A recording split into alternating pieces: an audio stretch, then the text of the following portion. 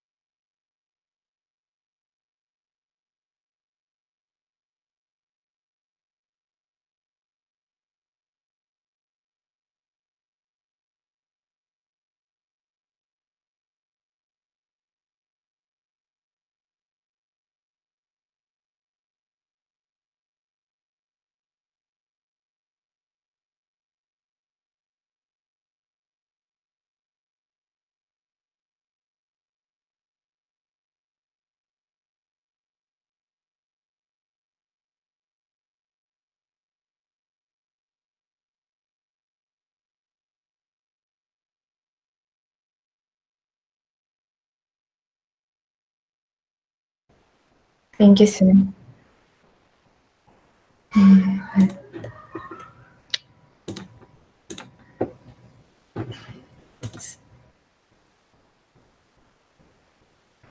Sir, kita yung screen ko?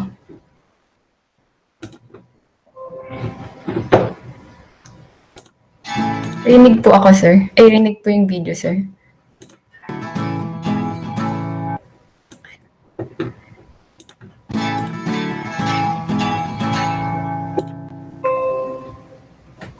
Hello everyone, I am Adoni Kayalao, a third-year student of Bachelor of Arts in Communication and Media. And this is a presentation about my term paper entitled An Analysis of the Hookup Culture and Impact to Relationship Development Among College Students in the Philippines. Relationships are considered as the foundation of human relations. And as human beings, people are expected to get to know the people they interact and communicate with. Human beings are in need of forming healthy and strong relationships in the course of their lives. Without relationships being formed, families and offsprings cannot exist, and the propagation of humanity will not be possible. That's why it is important for people to have the capacity to build and maintain positive relationships with other people, to ensure their growth and development, and to facilitate harmonious relationship between one another. In relation to this, one key factor that is said to impede the development of positive relationships is the continuous promotion and practice of the so-called hookup culture. In the Philippines, the hookup culture is related to the rising cases of sexually transmitted disease, the declining number of couples who chooses to get married, the increasing number of teenage and unwanted pregnancy, and the increasing number of different forms of domestic violence and abuses. So this study is focused on analyzing the hookup culture and its impact to relationship development among college students in the Philippines. This study aims to answer the following problems. First, are the different factors that influence college students' engagement in the hookup culture. Second, what are the negative impacts of hookup culture in the relationship development of college students in the Philippines? Third, is there a significant relationship between the factors that influence the engagement to the hookup culture and the negative impacts to relationship development among college students in the Philippines? And lastly, based from the findings of the study, what recommendations can be developed in order to minimize the tendencies of college students to engage in the hookup culture?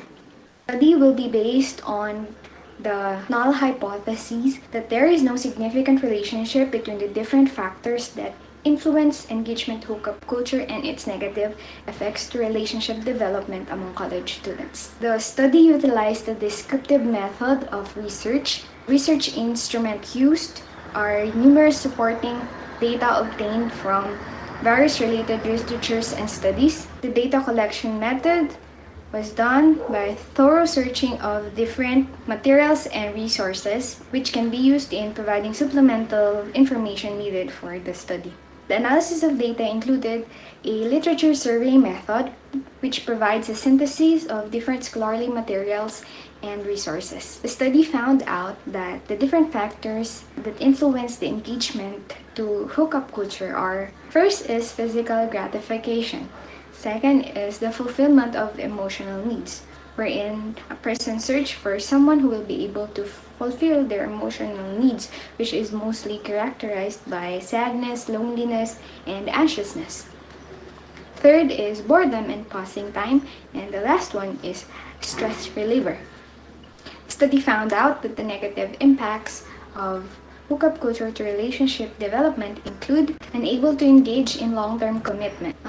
In this, the hookup culture prohibits people from having the courage to initiate and engage in long-term commitment due to fear, uncertainty, and lack of self-confidence.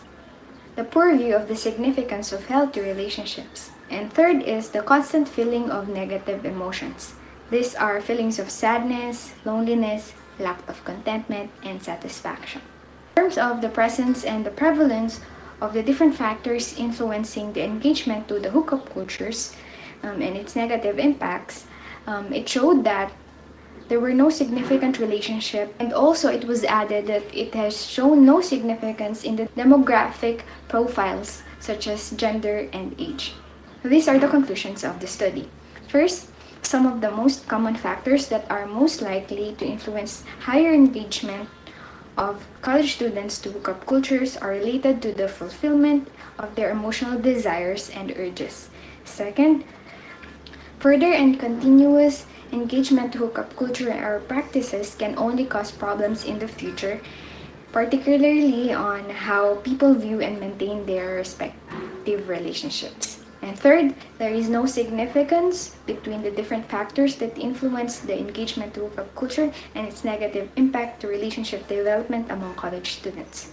It is recommended for teachers and school administrators in colleges and universities to take into consideration the need to implement measures and interventions that can be able to help minimize hookup culture engagement among college students. Second, it is recommended for parents to be more proactive on the notion of educating further their children on the dangers and negative implications of hookup culture, and also with the reiteration of important personal values and beliefs. And lastly, further studies should be conducted in order to explore the topics regarding hookup culture and its extent.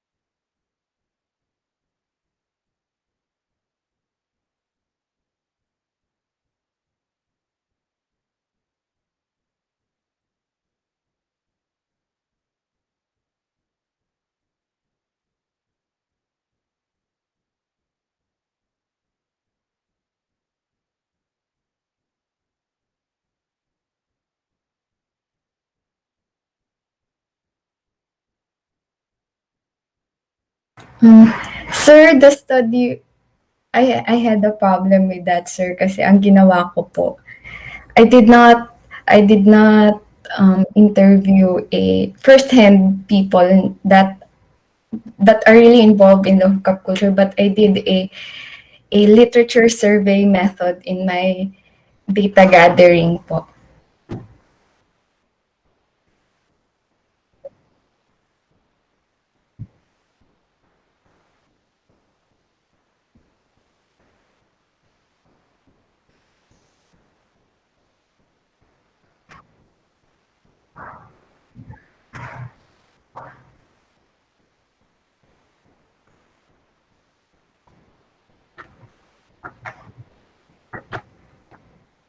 Yes po. Their descriptive, the research instrument po, sir. Um, yung related literatures and studies po. Yun lang po, sir. And yung data collection method po.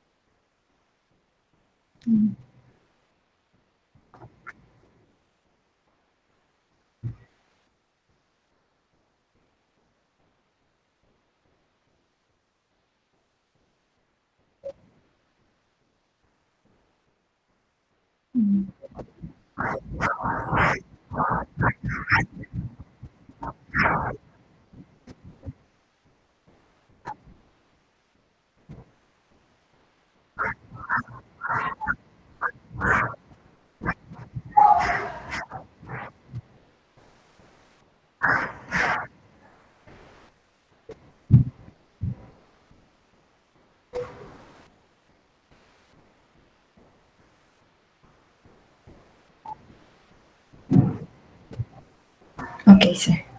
Yep. Apo.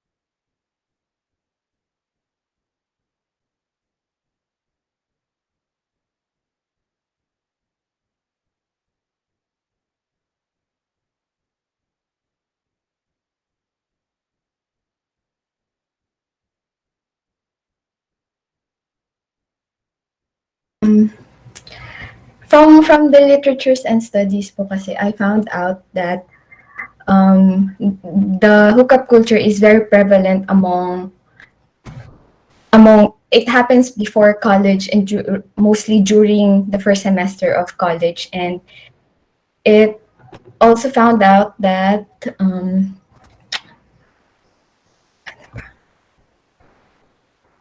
wait lang, sir.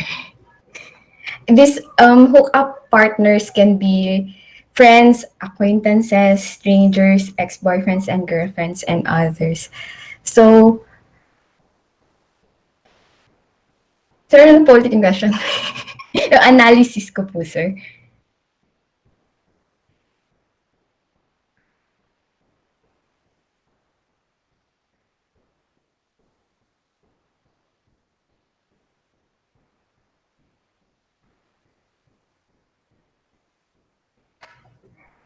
Parang ginawa ko po kasi, sir, parang sinurvey ko yung I had 10 literatures, and I had questions po, and then from, yep, sir.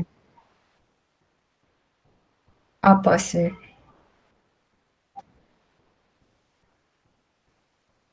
Sila po, sir.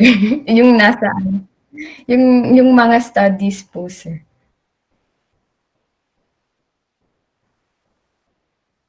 Like, yung nasa problems ko po, sir.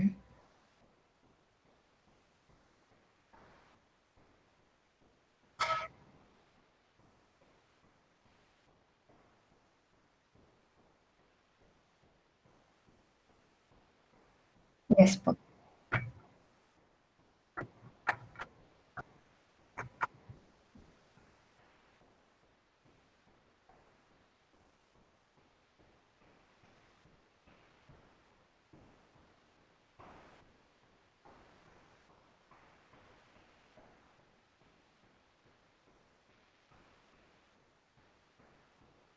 Yes po.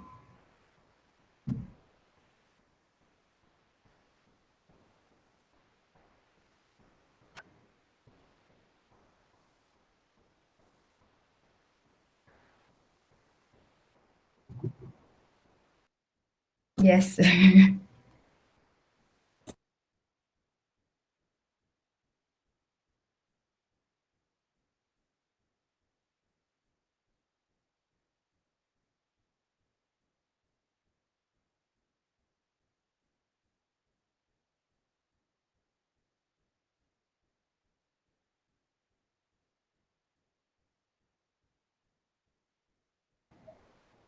Yes, sir.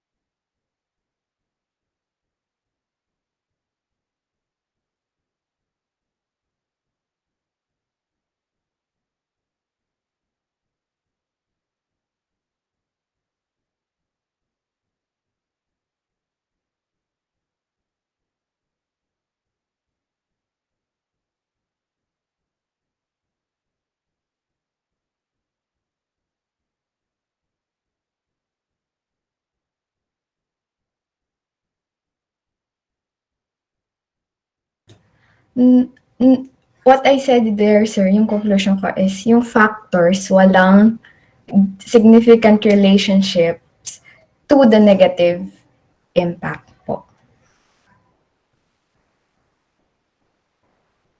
Yep.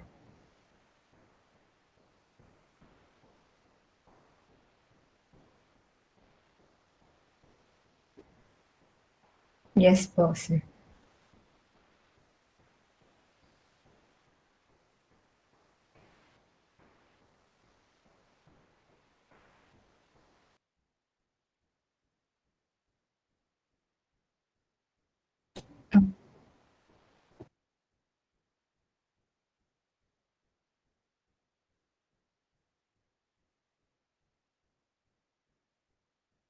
Okay.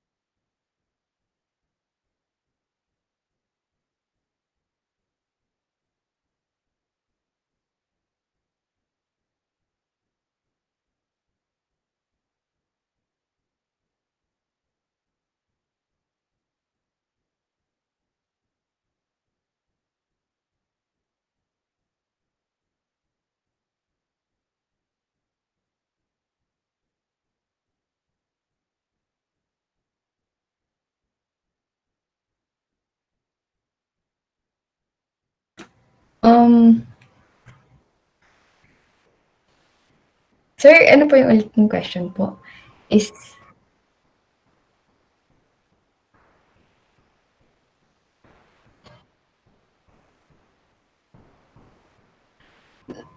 the studies concluded, sir, that the different factors that influences the engagement to the hookup culture is not really significant to its negative impacts po.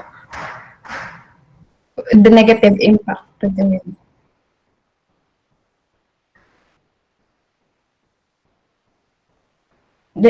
the factors that influences the engagement po to the and then to the its negative impacts to the to ano po relationship development.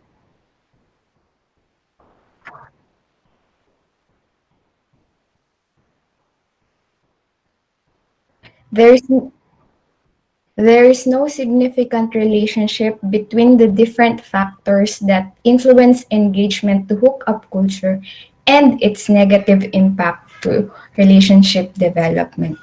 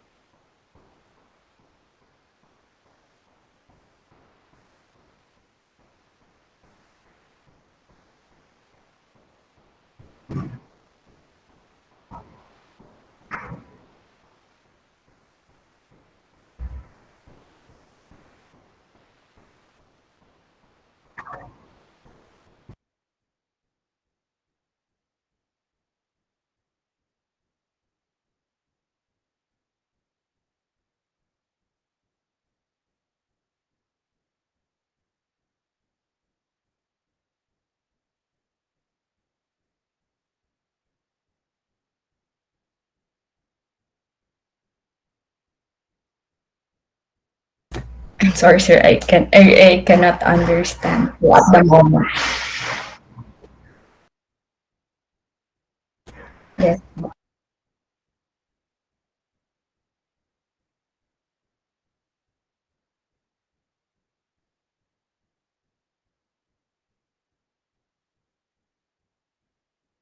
The different factors that influences, sir, the engagement to the negative impacts.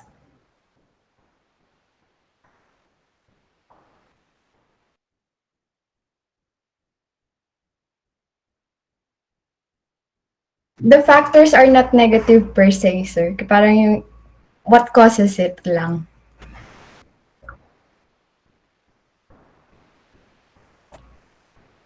Yes.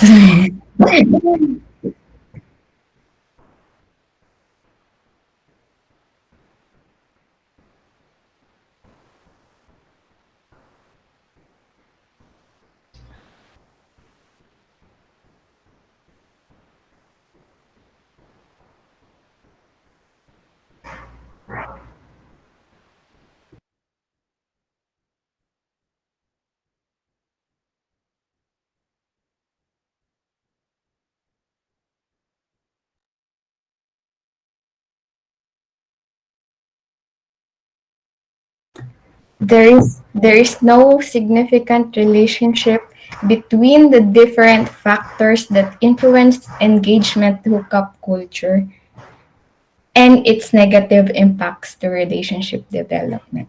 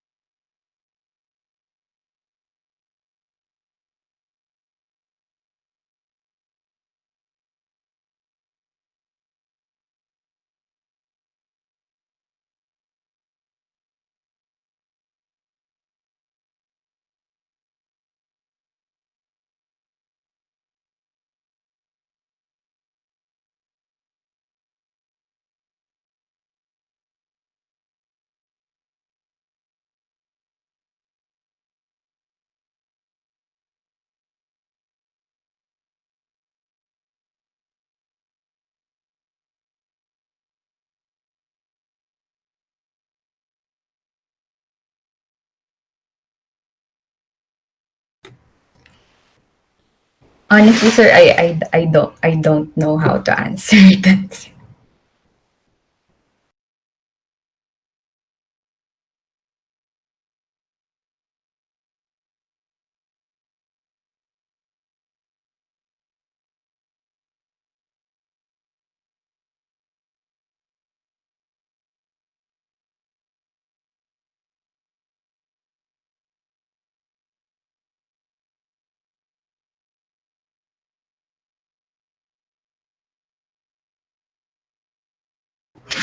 There is no significant relationship between the different factors that influence engagement to hookup culture and its negative impacts to relationship development.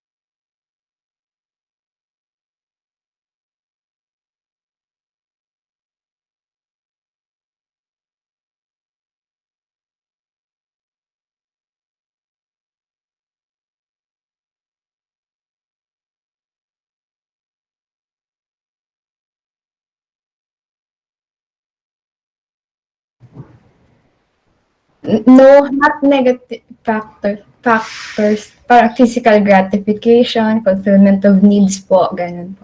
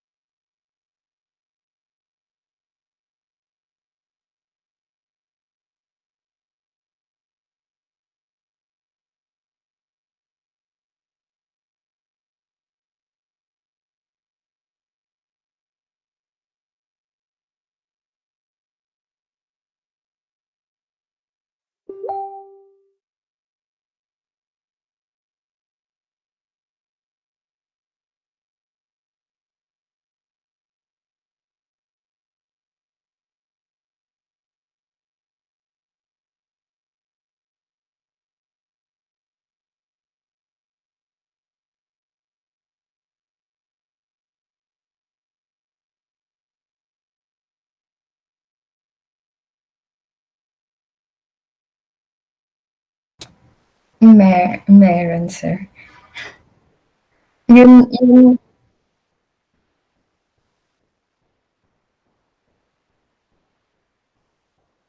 kasi po yung reasons or the factors that influences you to engage in the hookup culture, you perceive them as positive sa'yo. Kaya nga nag-engage ka doon, sir. For example, physical gratification. It causes your physical needs to to be gratified or your fulfillment of your emotional needs.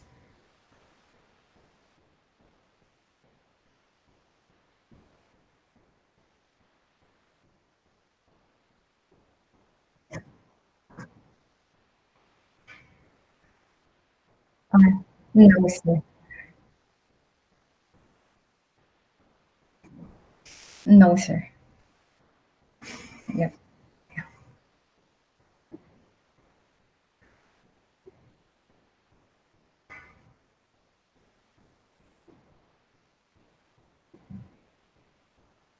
To relationship development. Yes, sir.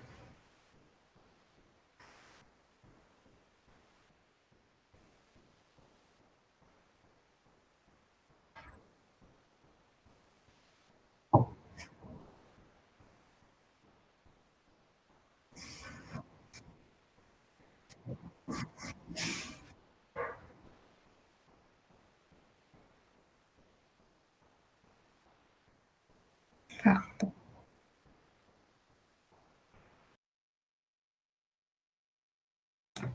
I think none, sir.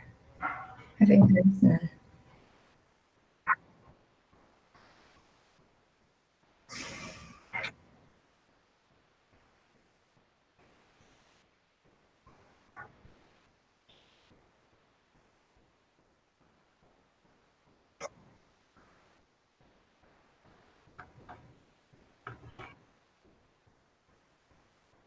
Yeah.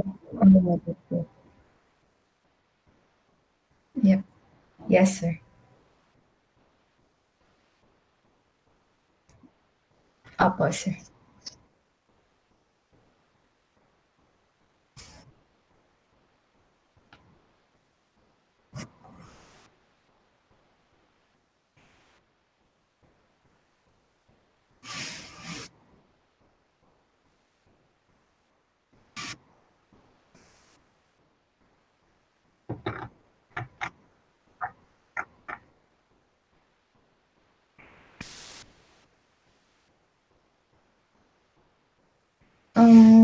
That it considers that hookup culture is should be or should be portrayed and I think presented as a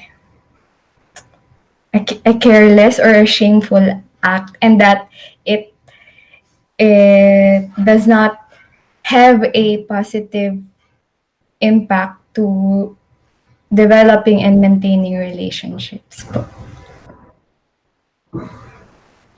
So, yun sa recommendation po, um, it recommends school administrators to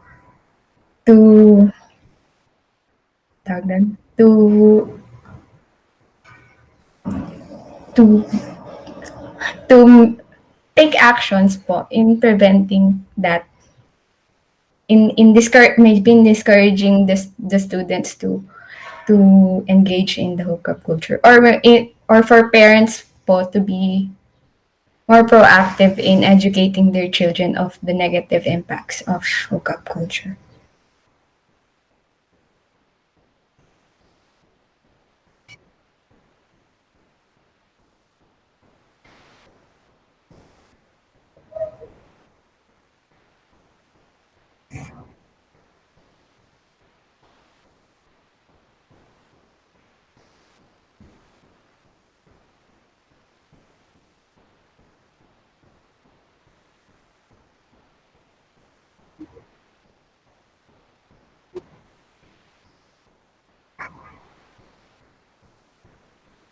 But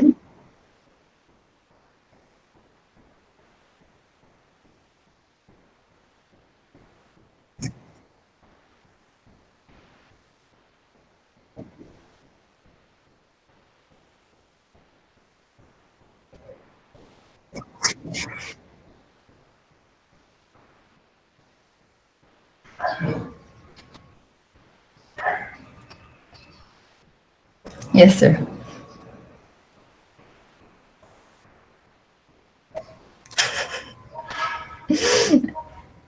I don't know, sir.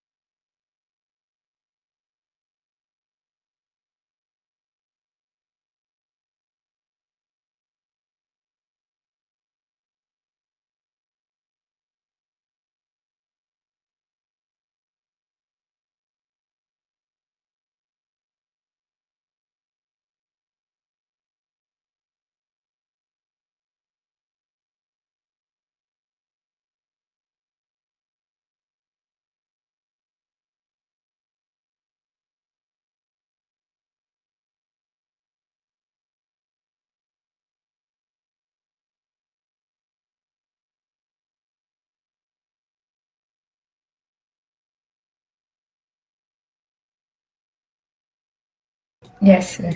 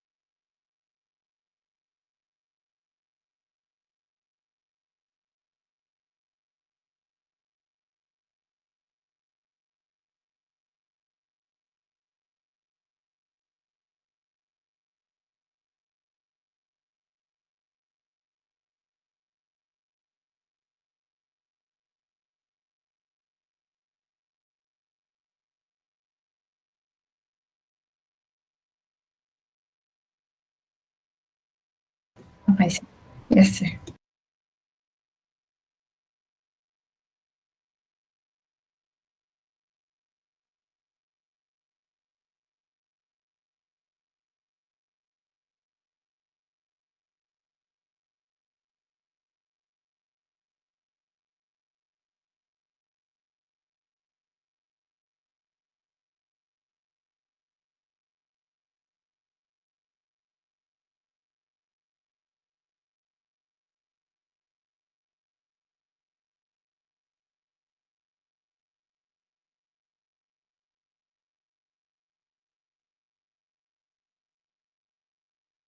Yes, sir.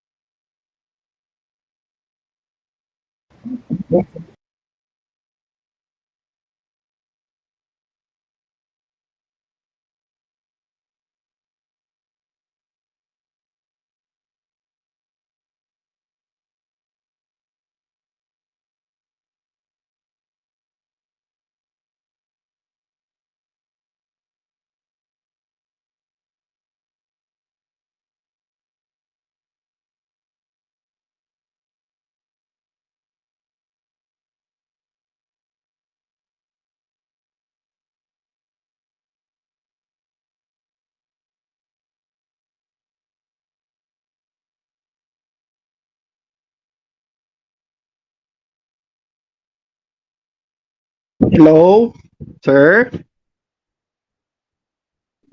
Sir, kami na po ba? Group na po ba namin tawag po? Okay. Opo, isa-send ko na lang sir sa yung Google Drive link. Kung pwede po sa inyo na lang mag-play. Wait lang.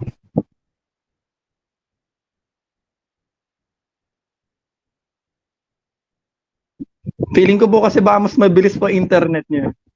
Wait lang. Or yung sa akin.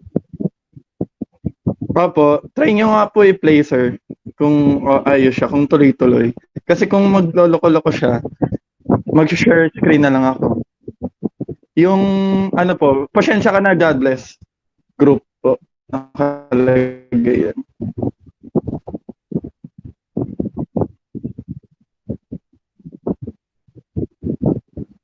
Okay daw po, sir. No problem.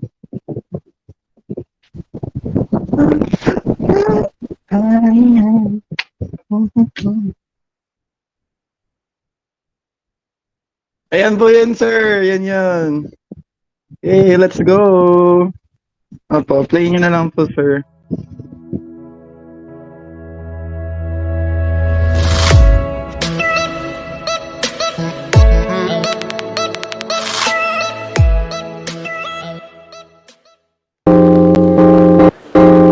Good morning to sorry, pumiyak ako. Take two. Good morning and good afternoon to everyone. Depending on what time of day this video will be playing in front of your mobile screens and laptops and computers.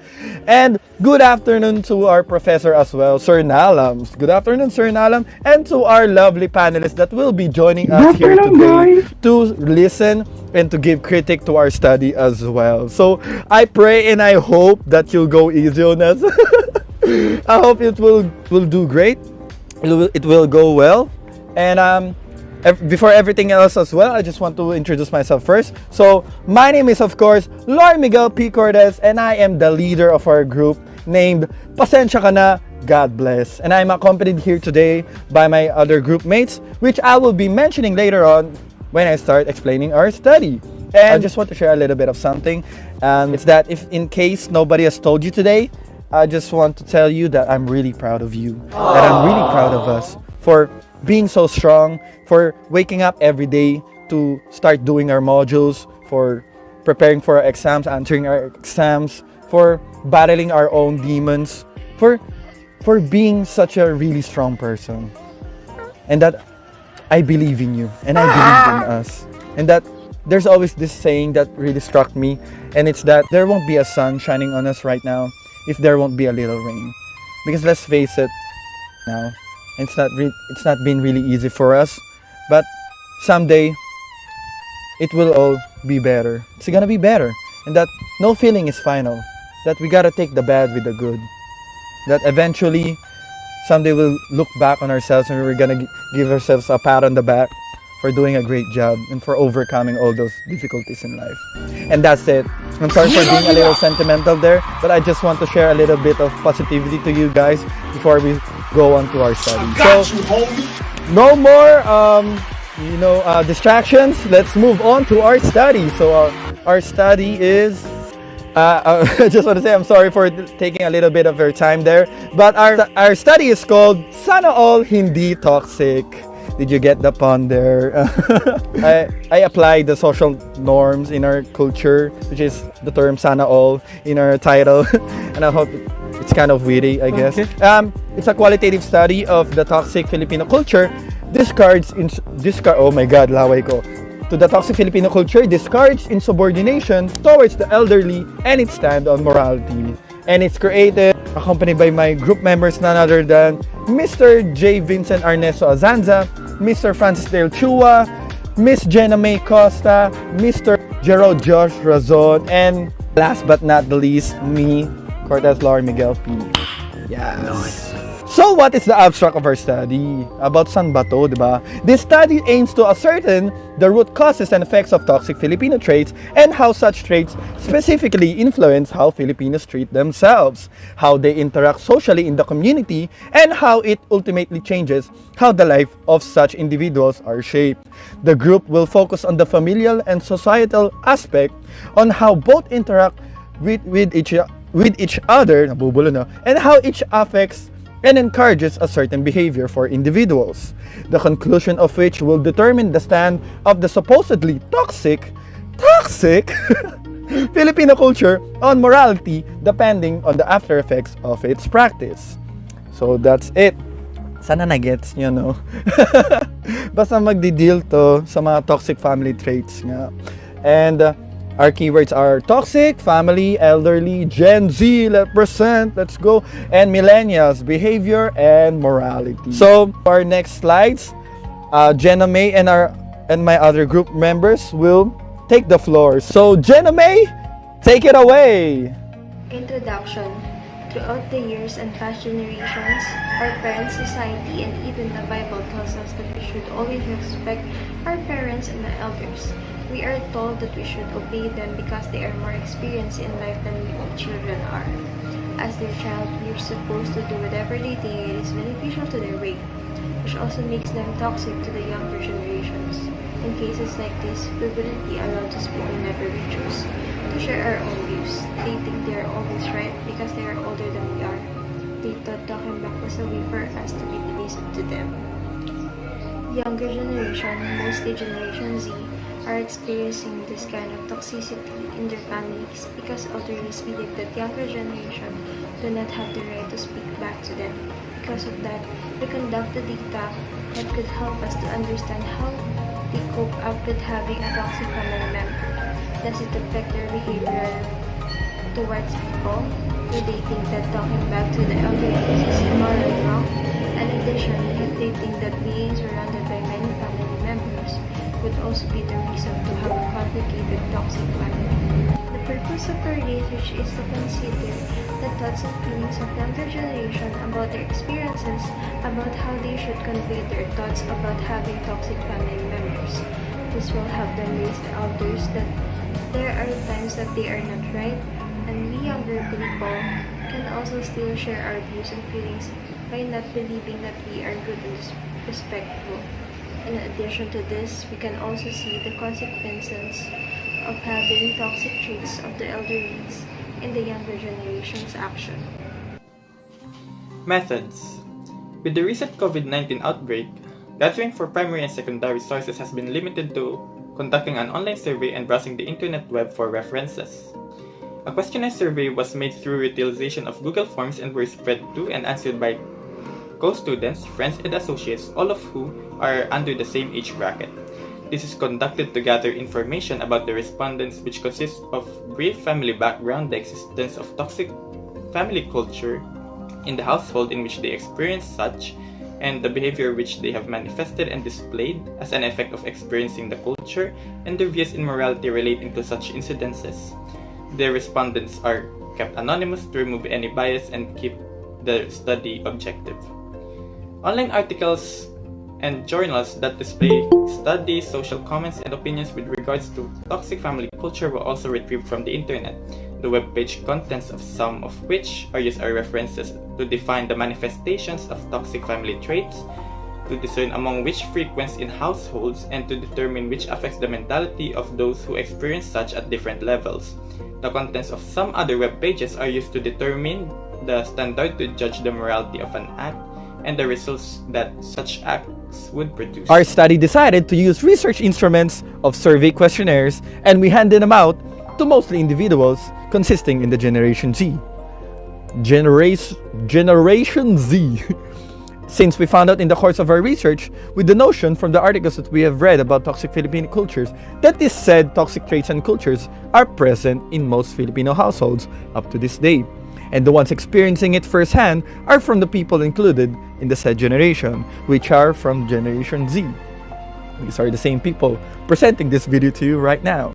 So following this, we gave them a series of questions from our surveys that revolves from what kind of family each respondents have. There are a lot of kinds of family types out there. Can be nuclear, can be extended, and many other more. So the next question we also asked them is how many they are in the family, because it's a major factor in knowing, in gathering the data, if how many they are in the family and if such toxic traits exist in this particular setup of the family. We also asked them about questions of their opinion and ideas about toxic family traits, and what's the first thing that pops into their head if you hear the word toxic Filipino traits or toxic Filipino culture. Does it remind them of a particular memory? And also, we also asked them if they do experience this kind of experience to them. We asked them how do they cope up with those kinds of situations. Does it affect their behavior, their mindset, their lifestyle? And lastly, if they think if it's immoral to talk back to their parents or elderly, regardless if their point and argument is correct. Thanks to the technology we have today in our age, we gathered an exact number of 30 responses with the use of Google questionnaire surveys, or what we can call Google Forms online. And the gathered answers from the participants showed promising results that were very helpful for the improvement of our study.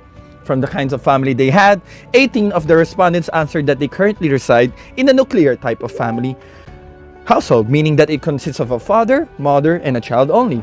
In addition to this data, 11 of the respondents answered that they belong to a family of extended type, meaning that it consists of a father, mother, children, and grandparents. And lastly, the last respondent belonging in a broken family type. Furthermore, the following question focused on how many there are in the families, with 3 being an only child, 7 having only 1 sibling, 6 having 2 siblings, also 6 having 3 siblings, 6 as well having 4 siblings, and 1 having 5 siblings, and lastly, 1 having 6 siblings. Moreover, the following question focused on asking the respondents on what their opinions and ideas about toxic family traits are. And based on the answers that we gathered, they were mostly negative. For instance, the respondents articulated that toxic family traits negatively impacted their cognitive and moral development, causing them to feel emotionally unstable, feeling of disgust, sadness, misery, feeling draining, changing their very own mindset, contempt and disdain instead of love and affection, and many more. This shows that from the 30 respondents, 99% of them has experienced at least one of the toxic cultures within their households, with only 1 of the respondents not having experienced it at all. Based on the results of our respondents, most of them experienced different kinds of toxic Filipino traits, having 66.7% in total. Then there are 3.3% of our respondents who are sometimes experiencing this kind of behavior. And lastly, 30% are those who do not experience any toxic Filipino traits in general. Even though our respondents are experiencing these toxic Filipino traits in their households, there are still coping strategies that they always resort to when such situation occurs. These are the things that make them busy or occupy their time to cope up, like listening to music, playing games, hanging out with friends, and etc. But the main action that our respondents always do is adjusting and being quiet when they experience these toxic Filipino traits in their own homes. Hence, almost all of our respondents were able to say that experiencing such toxic Filipino traits, especially in their own household, is really affecting them as they behave, think, and live their lifestyle. The respondents were asked if it is immoral to talk back to your parents or elderly in your family. Majority of the respondents think that talking back to the elderly in their family is morally right, but some say talking back is immoral and disgraceful. Respondents who answered talking back is acceptable just want to express their thoughts, opinion, and emotion to establish understanding and improve relationship with the elderly. In addition, answering back is a way to correct what is wrong and justify reason to make the elderly realize their mistakes. In contrast, some respondents answered yes, for it is taught to us not to answer the elderly, and it shows ungratefulness to the parents. Furthermore, most respondents said yes when asked if talking back to the elderly family member is acceptable when the opinion or argument is correct. Answering the elderly is a way to enlightenment, where they believe that their parents are not all-knowing and still need guidance. Parents' decisions affect their children's life, thus, speaking up or voicing out an opinion is justified. In contrast, the minority of the respondents answered no, for it will only result in an unhealthy argument. Similarly, each question is answered talking back is admissible when it is delivered with respect and in calm manner. Discussion. The study suggested that there is a significant relationship between the toxic Filipino culture towards the elderly and morality. This implies that the toxic Filipino culture of discouraged insubordination to the elderly influences the morality of both the parents and their children. Based on a study, adolescents valued and providers promoted open discussion, while parents and grandparents felt upon discussion was a form of disrespect or talking back. The dismissal of the opinion of the younger generation violates some principle of Catholic social teaching, making their action immoral. Catholic social teaching seeks to apply the essence of Christian moral principles to life in the society. And from the findings of the conducted survey, articles, and journals that we gathered, our study truly supports that discouraged insubordination is really present in the family, including the elderly, which causes the toxic Filipino traits to manifest in different forms. These have been used to describe family dynamics that even in the hierarchical structures of our families also make our relationships feel a lot less democratic. The reason for this is that it is considered rebellion to speak up and voice an opinion toward an elder of the family, where this is also said and experienced by almost all of our respondents. Even us researchers have experienced that scenario. It's really hard, to when you want to voice out an opinion to your parents or elders, but instead what happens is that you can't speak out. They dismiss you, and instead they turn it against you. It's really hard, It really hurts my feelings. Parang kasalanan ko pa. And then, this kind of trait of our families and our elderly relatives often disrespects the opinion of the younger generations. I feel you. Purely out of sheer bias, and sometimes, or often in some families, they want you to emulate someone who exhibits something they are looking for. As an example, our parents, aunties, uncles, grandparents, and other relatives advise you to consider a course or career that falls under sciences, in which this gives you more pressure and relevant to what we really want and what we after in our life as individuals. Henceforth, our study just showed that the manifestation of these forms of toxic Filipino traits in our families and elderly relatives continuously takes its part in our living as we grow older. After all, these findings are according to the responses of our respondents and also to all we gathered information. And lastly, for our recommendation, we highly recommend that such culture should be stopped and activities that resemble said toxic culture that can result to a negative impact for those who experience it and leading them to resort to isolating activities and ignoring of misconduct. And that is all that we can say for our presentation. I hope everyone here in our class, my fellow classmates, to you, Sir Nalam, thank you so much for listening. To our loving panelists, thank you. Thank you for listening. And I hope that you appreciated our what we did, what we presented today. And good luck. Good luck to everyone who's going to be presenting as well today. And thank you so much. Thank you so much, rin po, sir.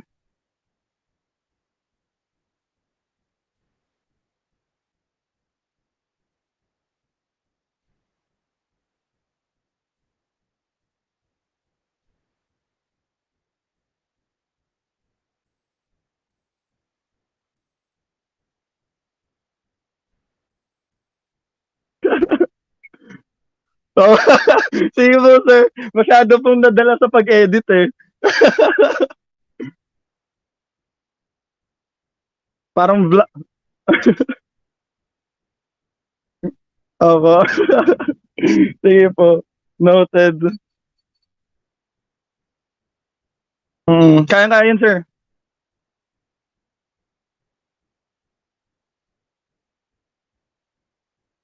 Okay.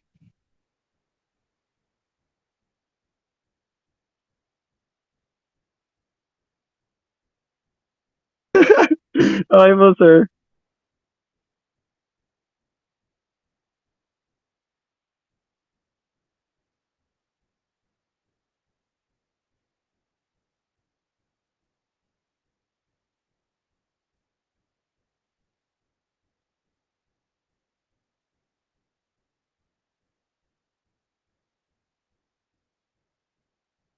Opo. Mm.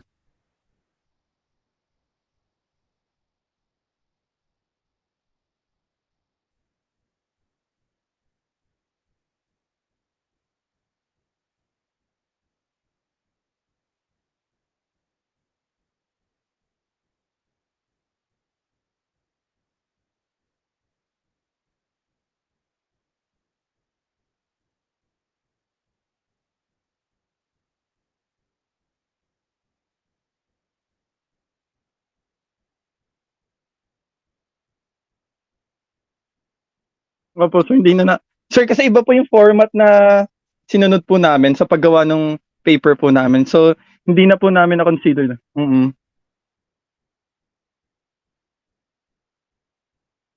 Opo.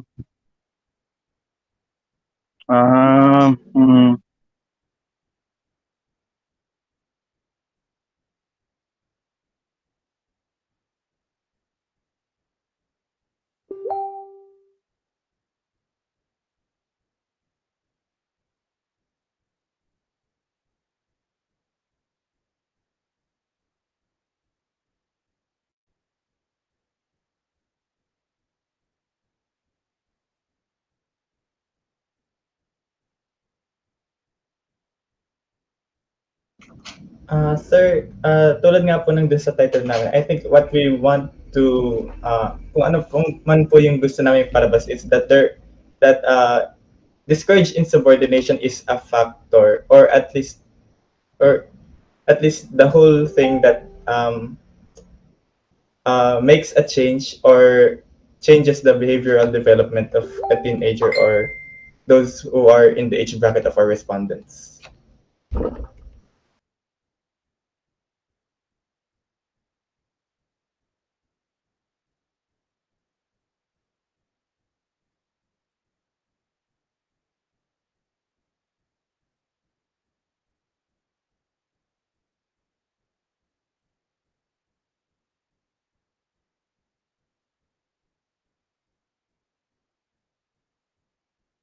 opo.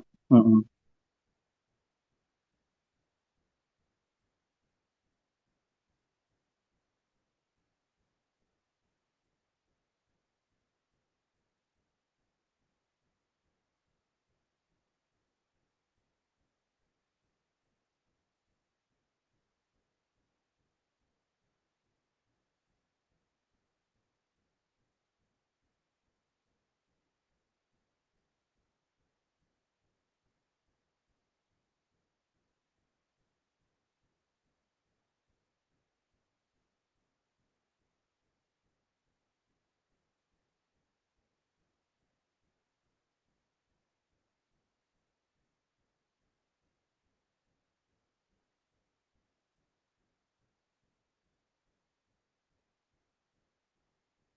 Sir,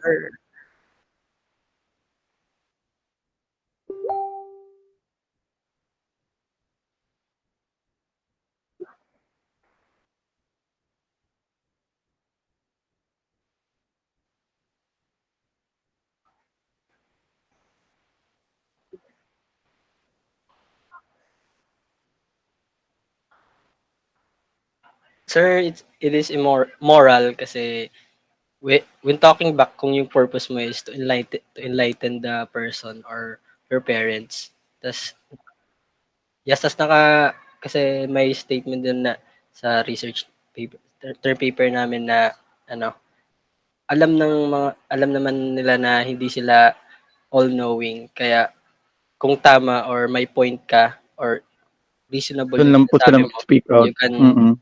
tas nakasaad din po dun na if you're talking back in calm and with respect, yun po yung kaya moral po yun. Yes. Opo.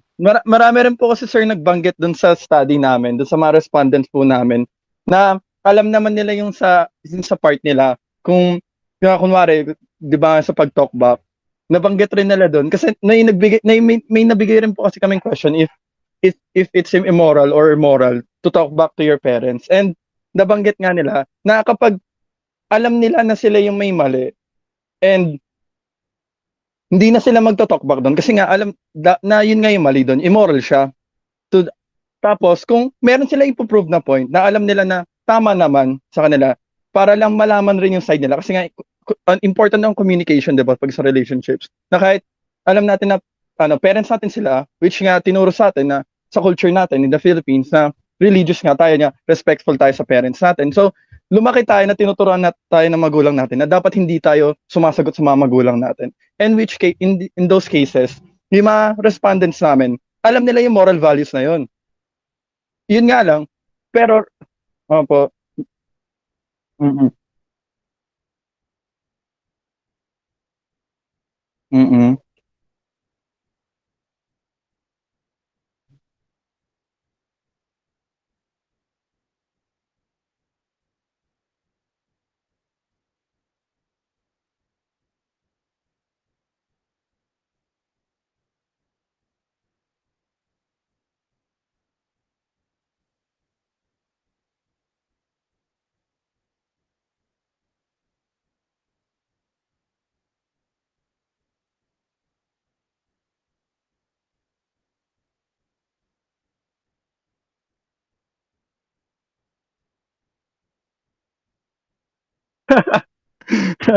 Ay,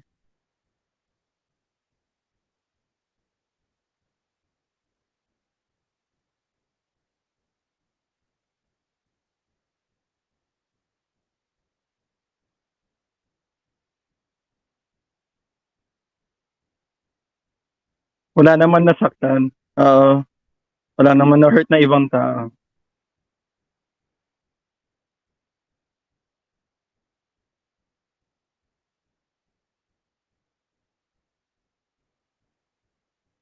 Gusto mo maging lasenggo. Oo, gets, sir. Mm.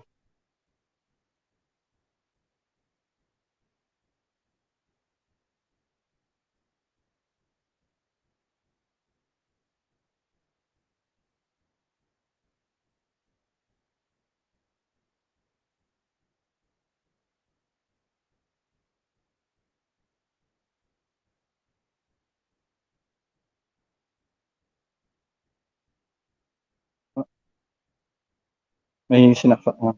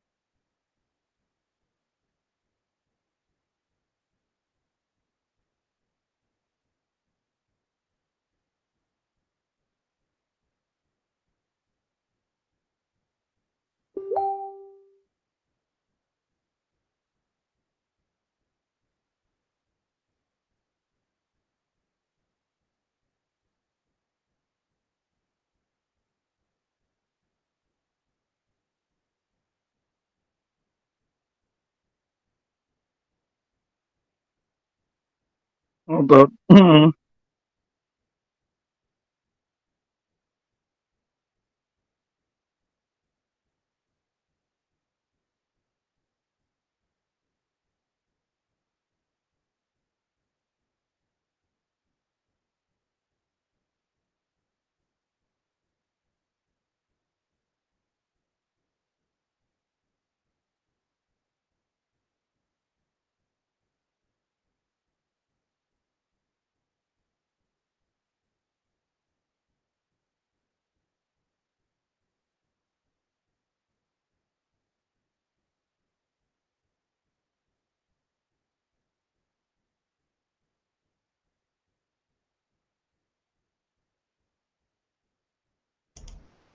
Sir, yung standard po namin to determine what is immoral and immoral po, we use yung principles of social Catholic teachings as a basis po to determine na kung mababiolate po yung isa sa mga doon, it becomes immoral.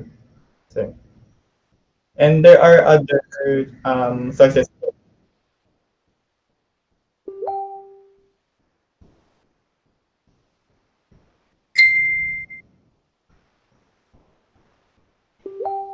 'Di ba po sir 'Di ba po sir ang sorry po. Ang turo po kasi sa'tin is, we should respect po yung mga magulang po natin, lalo na pati na rin po yung mga elderlies. Yun po yung turo din sa Bible po, 'di ba kasama din po siya sa Ten Commandments po. So, for us po, we think po na yung talking back po is, ah para po siyang disrespect sa tingin ng mga parents or elderlies, kaya po nagiging immoral po siya.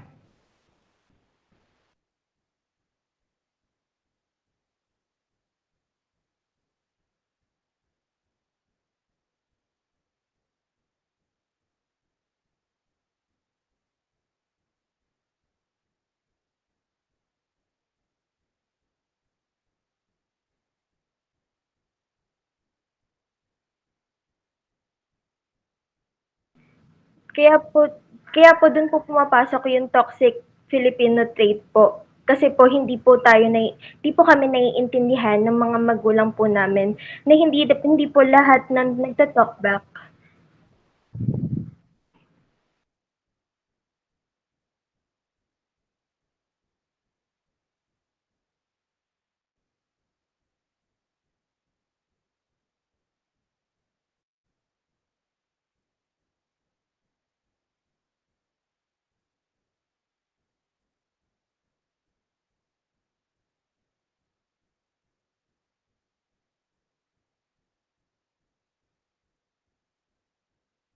Parang resentment, sir. Mm. Older, no? Mm.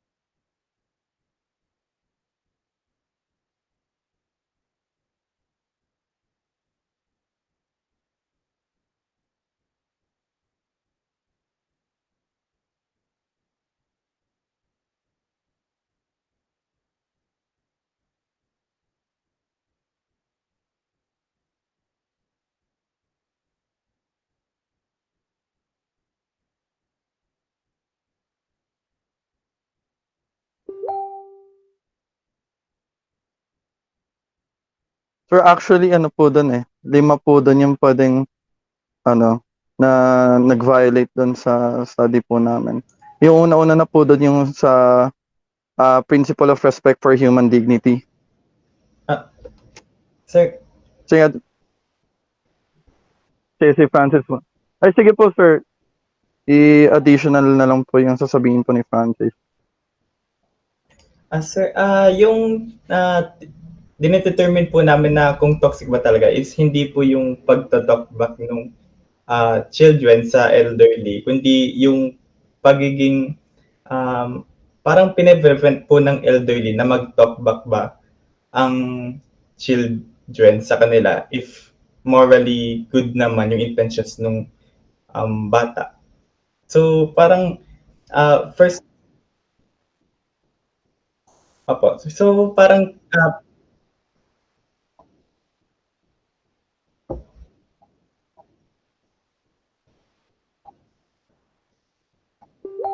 yung Yes po. pag-prevent po nung Opo, nung elderly dun po sa pagtulog. Discouragement po.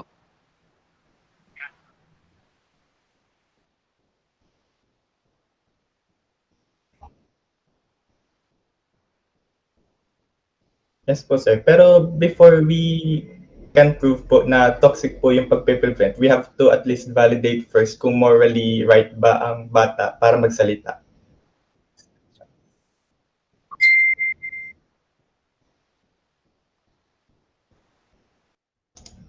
We based it po dun sa, according nga po dun sa na-survey po namin and sa principles of social Catholic teachings, yung kapag maganda naman po yung intentions ng bata and wala naman pong na-violate na principles of Catholic social teachings, it's valid naman po na mag-reason out sila pati morally well naman po since they want to communicate with the elderly lang din naman po.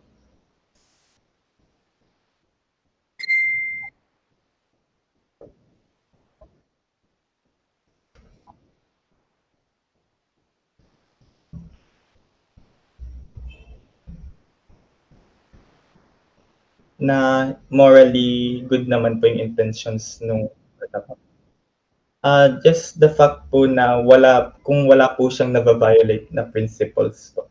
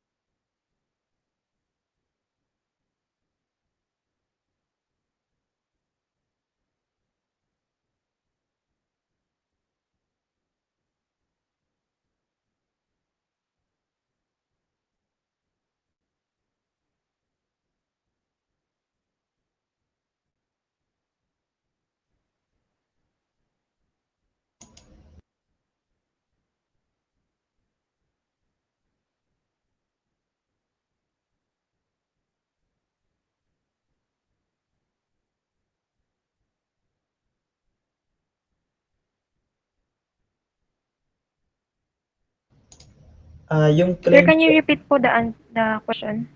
Ano po ulit yung question, sir? Hello? Nag-space out rin po. Hindi ko naintindihan.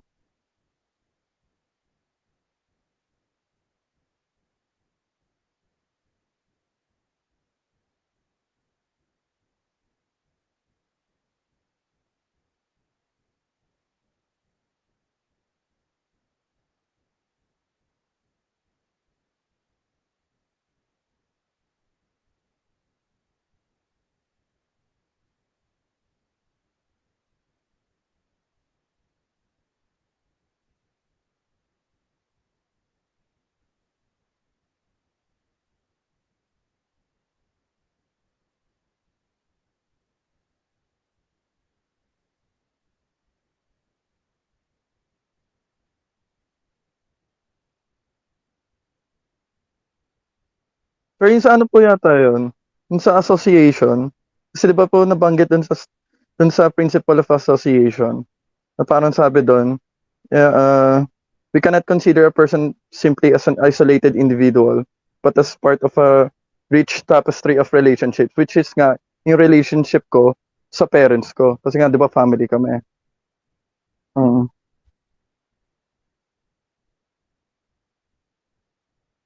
Oo. Pero sa ano po yun, sir, sa association, yung binabanggit ko po.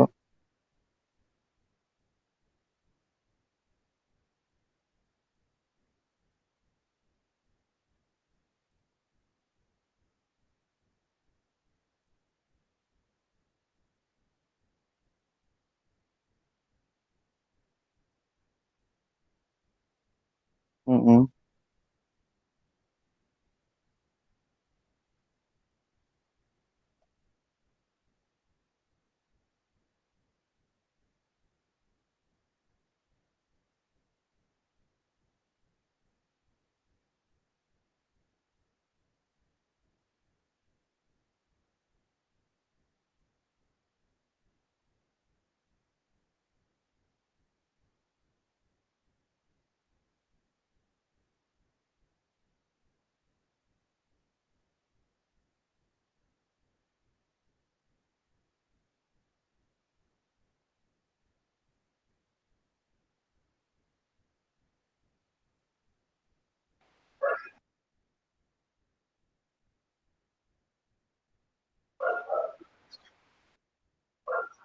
So yung dignity, sir, principle of respect for human dignity kasi nag-based on the principles of Catholic social teaching, every person is worthy of respect and simply virtue of being a human being. So, pag pag dismissal po, pag Nawawala na yung respect ng dinidismiss po ang opinion ng isang bata, even sabihin natin tama, may point siya, justify niya, pero dinismiss ng elderly, parang wala pong respeto sa opinion ng isang tao, thus making it moral.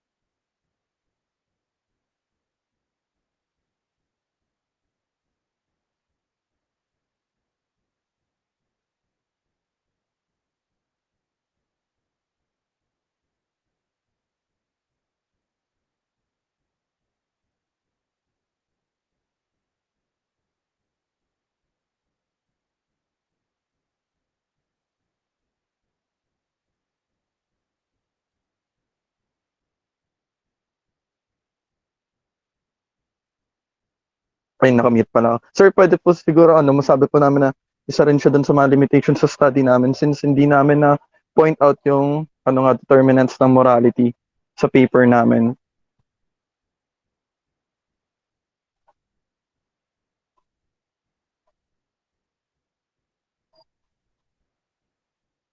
Mm. Opo.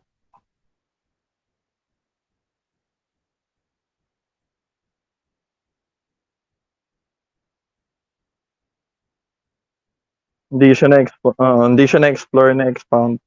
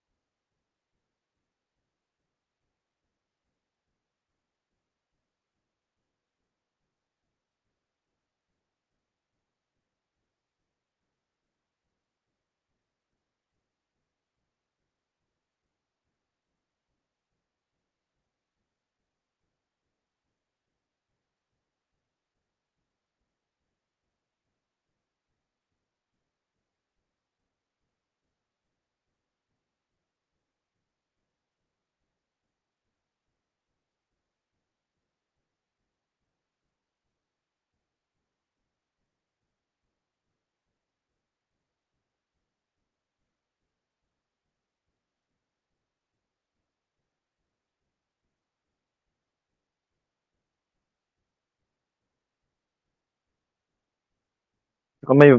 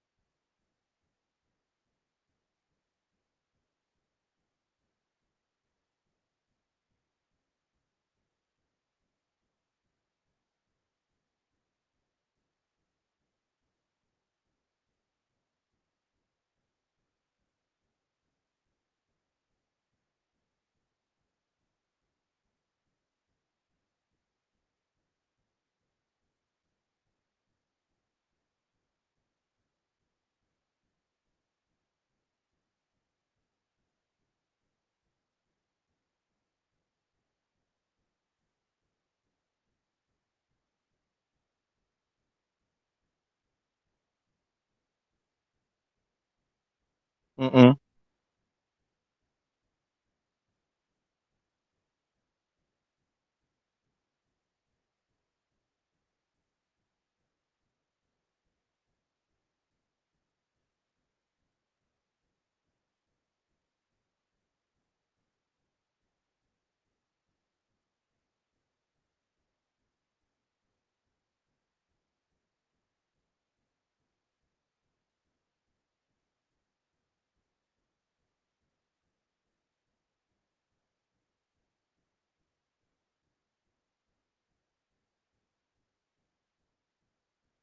Yes po, sir. Yes, sir.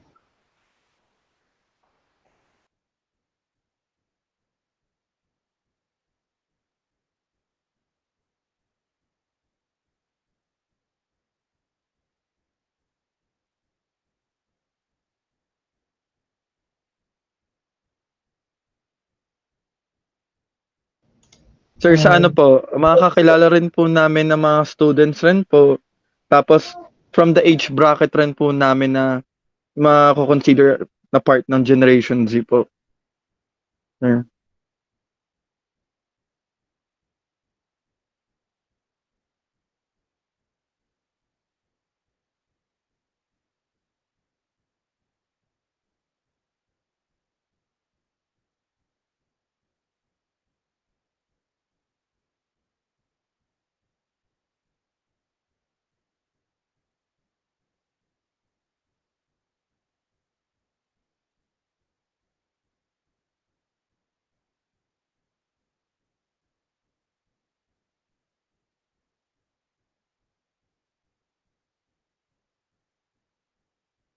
Dapat naka-focus yung title namin, sir, sa Generation Z lang mismo.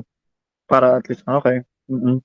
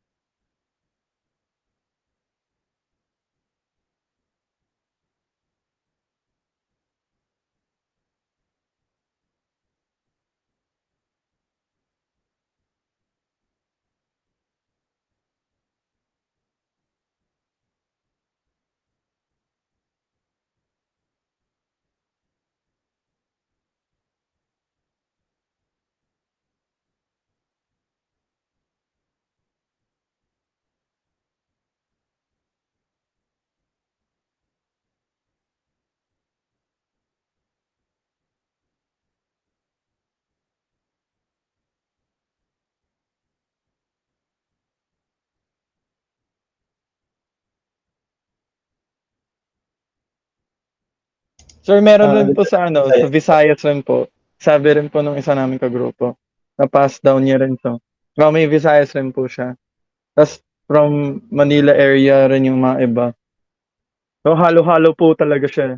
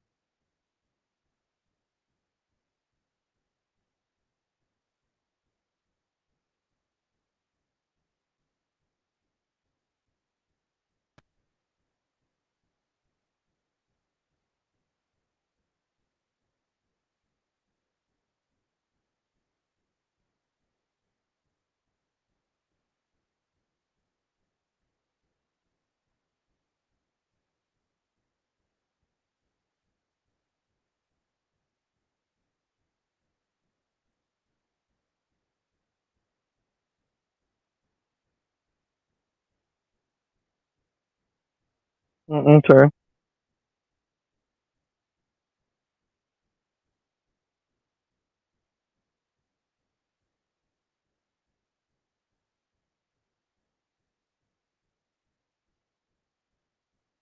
Mm,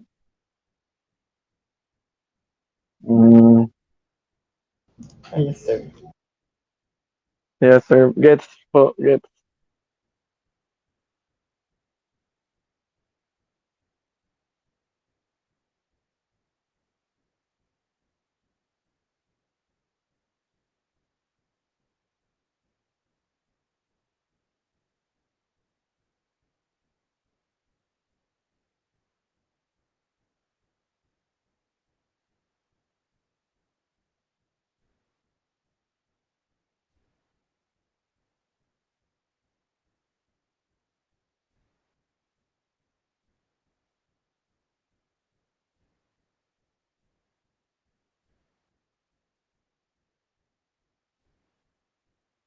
Para isa na lang, sir, siya. Isa na lang. Pagsasama na lang.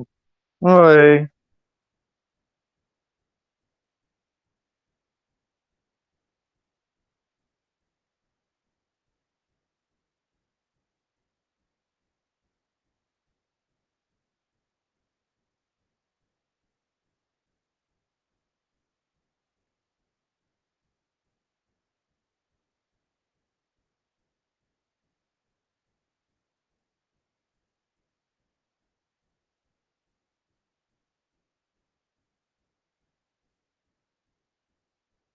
Salam talaga, sir.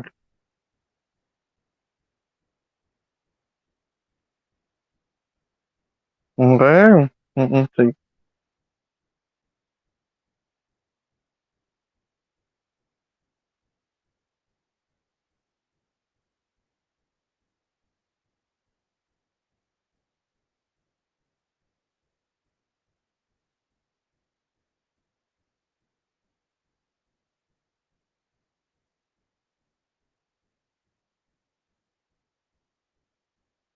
Doon kami magbe-base. Mm. Okay.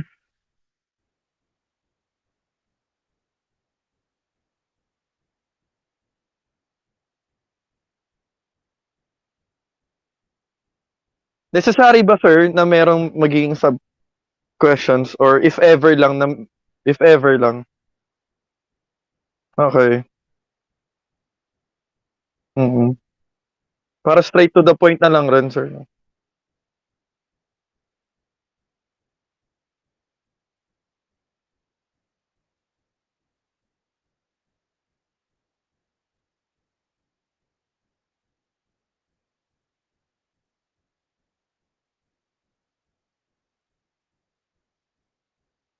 Kaya pala siya naging broad.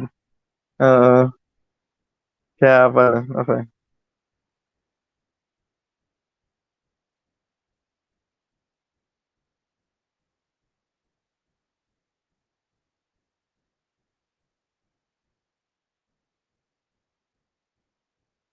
Pag ganito po, sir?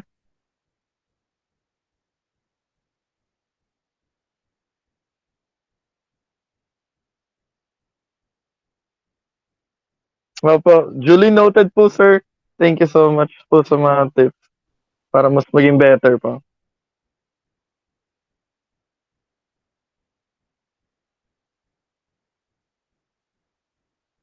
Ano po, sir? Wala na rin naman po, sir. Di-discuss na lang rin po namin ng mga groupmates ko po sa group chat na. Sir, tanong ko lang po dun sa determinants of morality, dun po sa circumstance part, does it apply only to the act, dun po sa gumawa ng act, or dun po sa ginagawa ng act din?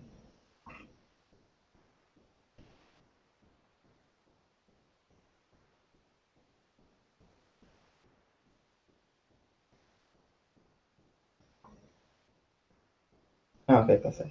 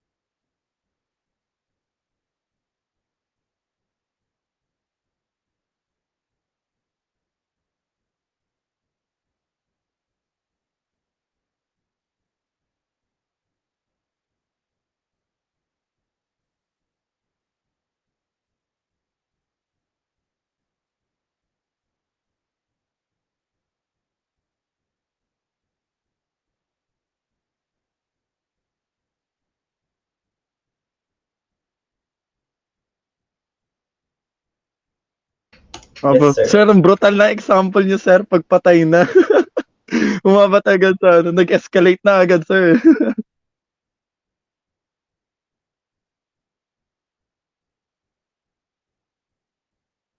Nakapatay na.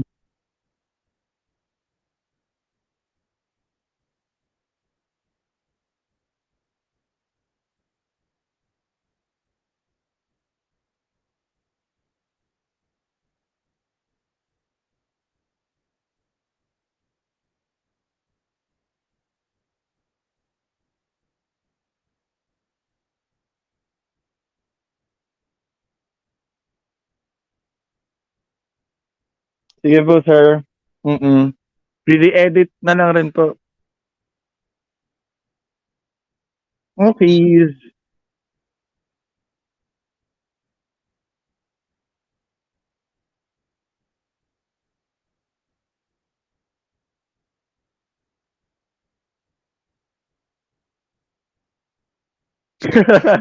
Sige, sir. Kaya nga yun. Mm. Makaka-copyright ka, sir.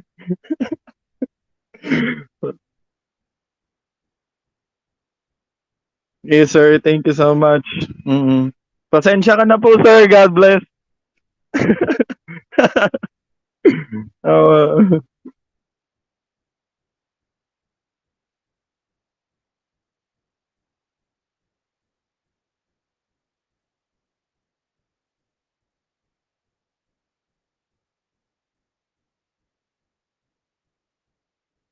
Thank you so much, sir. God bless.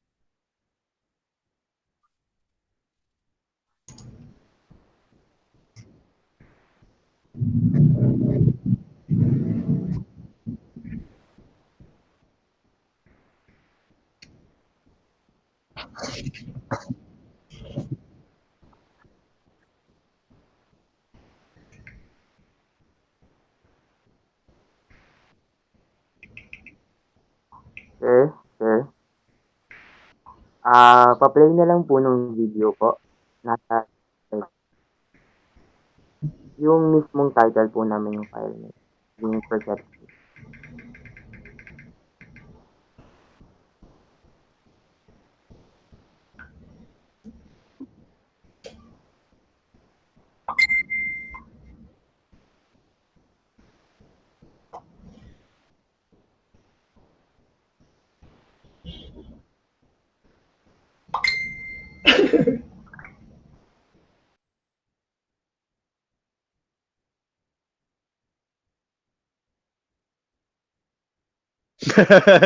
Opo, sir. Sa manok. Ang hirap po tanggalin.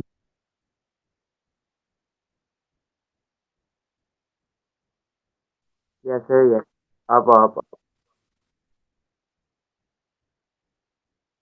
Perception of selected second-year college students from the School of Medical Technology and School of Dentistry of Central Scholar University Manila towards unheard voices of the youth. Asian countries had been the center of the news this past years. It is because that their government officials who continuously mistreat their constituents to instigate big rallies. While rally is one way of voicing out the unheard voices of the people in the society, especially the youth. Here in the Philippines, the youth activists have been actively participating on every call for accountability and revamp for the government officials. According to Cordillera People's Alliance Youth Center and the Asia Pacific Indigenous Youth Network, the youth in the Philippines are from ages 15 to 30 years old, which comprises more than 40% of the country's population. The youth in today's generation had been raised exposing the different medias and more complex concepts, wherein they learn to fight against tyranny and oppression. The youth who voice out their ideas have an ambition for the country to be better. Different advocacies and organizations had been organized to support the voices of the youth. According to United Nations General Assembly, the youth have the right to express their opinions in accordance to their age and maturity of a child. This only shows that expressing different views do not depend by the age, but by the maturity and handling and understanding different situations. Numerous issues had been raised where everyone is already affected: rising mortality rate, unemployment, and poverty. This pushed the youth to widen their understanding about the occurrences in the country. They also uphold their right of freedom of expression that is according to the 1987 Constitution of the Republic of the Philippines, Article 3, Section 4. No law shall be passed abridging the freedom of speech, of expression, or of the press, or the right of the people peaceably to assemble and petition the government for redress of grievances. The youth have been brave enough to fight for what is right and what everyone deserves. They hear the voice of the voiceless that took them more courage to be heard by the government. There are a lot of ways to communicate and to organize advocacies and protests, and one of it is by using the technology. Technology is made to make our life easier. It also helps us to communicate and collaborate with different people across the world. According to QUR'AN, using the new information and communications technology, or ICTs, helps activists to spread more information and to collaborate to more people regarding the principles they fight for. Now let's move on to the background of the study. Youth, as we all know, are the hope of our future. And the current generation, they aim to make a change, an upgrade for the society to be more livable. They push themselves to be better each and every day, para sa bayan, as they say. However, there are a number of youth that are deprived with basic rights, such as proper education and civil rights in the society. Voice is the ability of one to engage in a meaningful conversation and make a difference and impact upon key decisions, a power to infinite possibilities.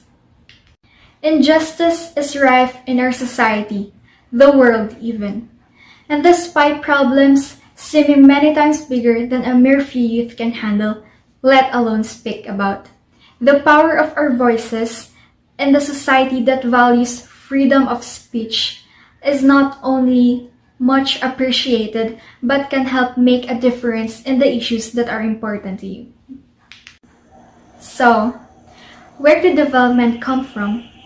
How do we evolve as humans if we don't recognize the faults in our society and try to fix them? And it is down to you.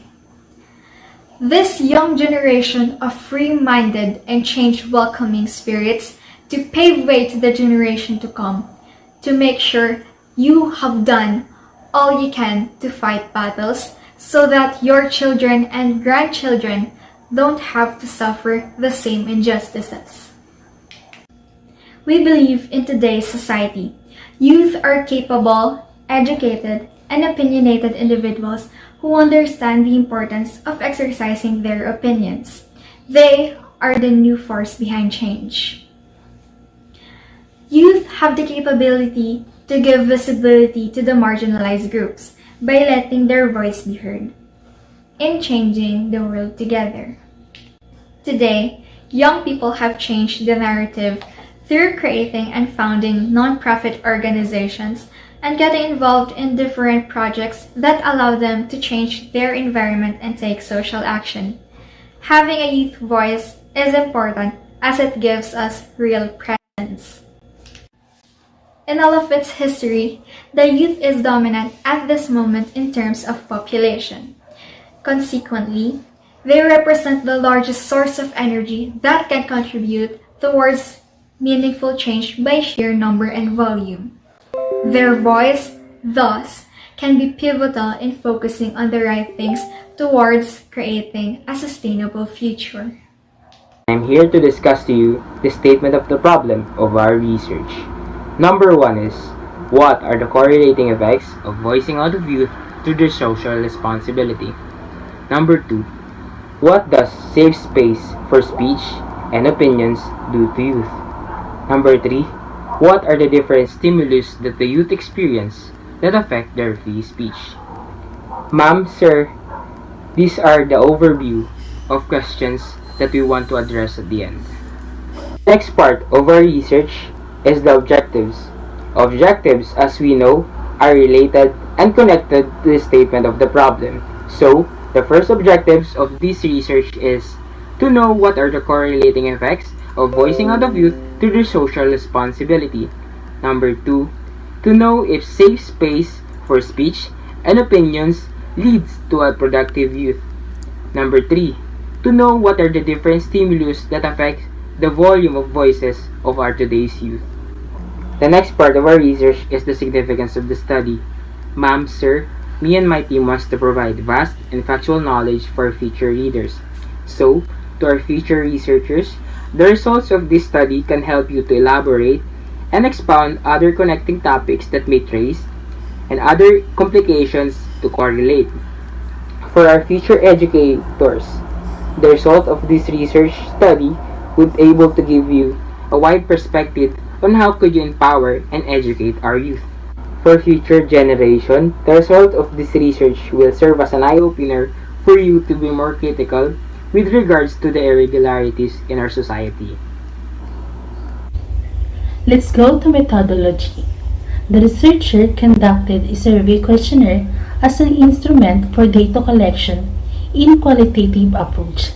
The researcher also used purposive sampling in selecting the respondents of second year from MedTech and Dentistry of Centro Escolar University, Manila. In this survey, the researcher wants to find out the perception of the respondents about the issue. Also, in methodology, we have primary sources and secondary sources. For the primary resources, using primary research, the students from MedTech and Dentistry of Central Escolar University, Manila take an online survey using Google Form. In this survey, the researcher asked 5 questions about their perception towards unheard voices of the youth. The questionnaire collects data in an organized way, and the survey questionnaire covered psychological and economic factors. Collecting primary data helps to enhance understanding and implementation for direct evaluation of the research using questionnaire. For secondary sources, the dependability of the questionnaire will be established by correlating the findings to the other sources. In this study, it will be cross-checked with online database of journal. The researcher find it as very instrumental to gather data to solve the research question. We examined 19 students from Medical Technology and BS Dentistry. Students' reflection on and perceptions of their experiences in voicing out. In particular, the focus of the data was on understanding how students' perceptions in voicing out can change through their experiences. By doing a simple random sampling from 19 students, 63.2% are from School of Medical Technology and 36.8% are from Dentistry. The respondents were asked to provide thoughts they like to share for better understanding about the issue. In Table 6.1, data shows that majority of the students are using social media or publicly vocal when it comes to expressing their opinions. While in their perceptions, why are youth afraid in voicing out their opinions? Data shows that majority of the student thinks that fear is the main hindrance for them in voicing out. In Table 6.3, is there any limitations to speak out? Data shows that 50% of the student thinks that there are no limitations. while 50% of them think that there are limitations. We ask what kind of resources influence them the most in expressing their opinions. And majority were influenced by the news articles. The second of the highest vote is social media. Respondents were asked about their opinion on how their voice can change the nation. The data shows that students think that through voicing out and expressing their thoughts can help bring greater change for our nation. To summarize the study, the researchers aim to know what are the obstacles that keep them from expressing their opinions on this issue, and the purpose of this research is to validate the reasons for these hesitations and the knowledge that we young people also have the right to speak out and practice this freedom of speech. The researchers gathered some data, specifically students from Bachelor of Science in Medical Technology and Bachelor of Science in Dentistry at Central Escolar University, Manila. The researchers found that most BSMT and BS Dentistry are all sharing their views. Some of them are using social media to share their thoughts or opinions, and some of them are expressing their thoughts on writing because they believe writing is the best way to express their thoughts. And also based on the conducted survey, anxiety is one of the reasons why there are unheard voices because young people are afraid to express their view to others and they also afraid to be judged and most of all to be involved in certain situations. On the other hand, some college students claim that sharing views will transform the nation by exchanging thoughts and using critical thinking skills. For recommendation, future researchers should gather new information about the unheard voices of the youth. For future generation, this study would be helpful for them to understand how expressing opinions or thoughts. They should need to voice out their opinion for the betterment of the nation or for the good change of society. We, the researchers, concluded that the main reason for unheard voices is fear. Fear is one of the barriers to why youth are afraid to voice out their opinions or thoughts.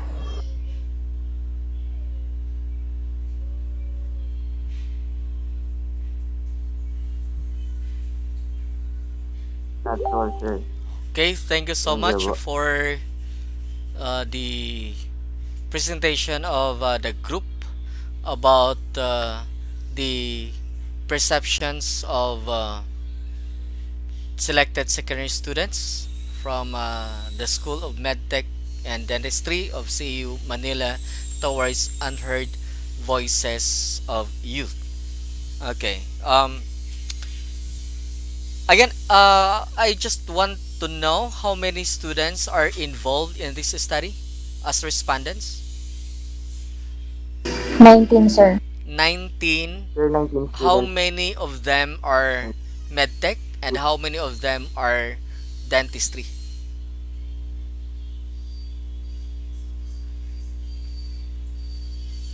Sir, sir, ang ginamit naming dyan, so ng percent respondents is percent method, sir. Yung, bale, 63% ang galing sa medtech and from the industry naman 30. Most likely, mga 13 respondents po ang from medical technology. Tapos sa dentistry po is 6. Okay, bakit hindi sa balance? Bakit hindi kayo kumuha ng halimbawa 18 students, 9 sa dentistry, 9 sa medtech? Sir, nahirapan na po kasi kami magpasagot kasi halos everyday po kami nagsasend ng link po ng survey form sa students po pero wala po talagang nag-respond. So, for example, sa medtech, ilan ang sinend nyo na survey form at ilan yung bumalik, at sa dentistry, ilan yung sinend nyo na survey form at ilan yung bumalik? Kasi po sir, 30 po dapat per course po yung respondent po namin. Tapos?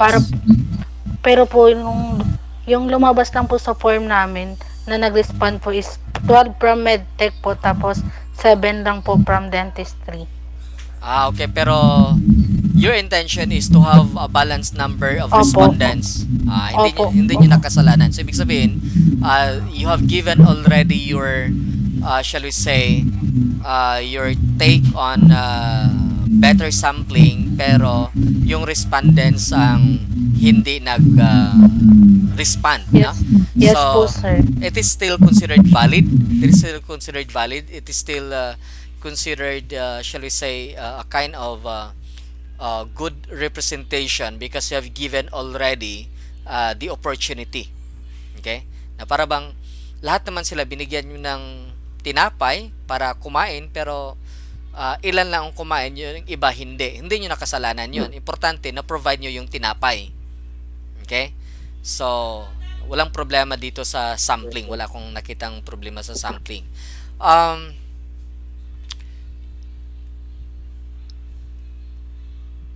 Okay naman yung wala akong nakita rin na medyo sabihin natin na karumal-dumal sa paper ninyo.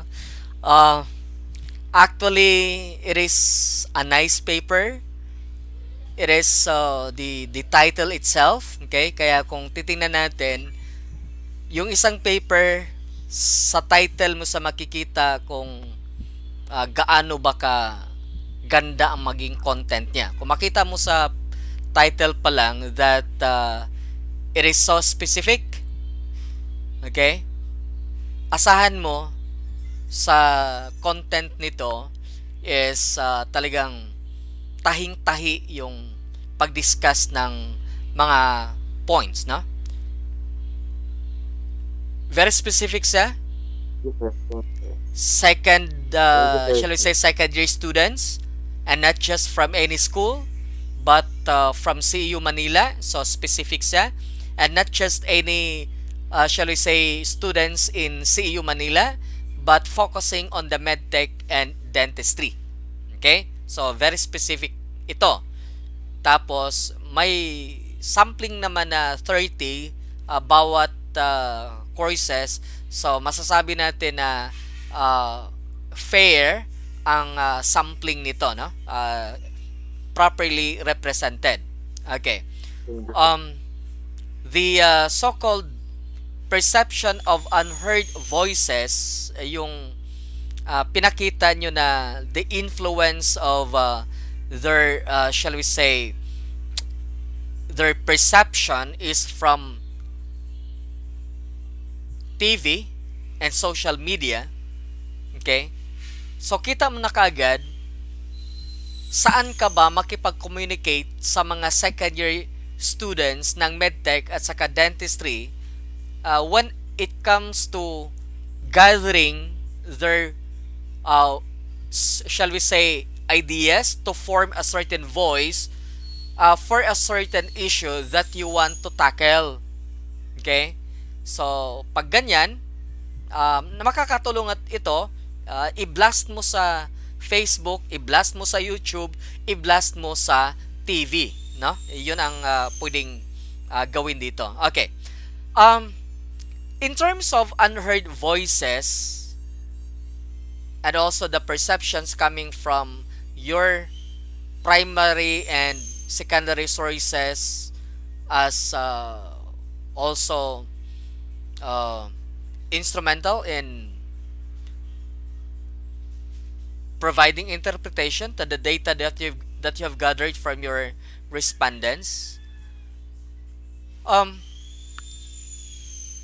Hindi ito bago, no? Marami na ring gumawa nito, pero ang kakaiba lang sa inyo is nag-focus kayo sa second year students, medtech and dentistry. Pero gusto ko lang tanungin, ngayon na nakita nyo na ito yung perception ng medtech and dentistry second year students, what do you think is the contribution of your paper about the youth, about, shall we say, things that they want to talk about. Sir, yes, answer. Question. Yes, Ivan. Ah, for me, ang tinatanong mo, sir, ano ang purpose ng research namin sa youth? No, no, Tama po not ba? necessarily purpose kasi na-establish na yung purpose.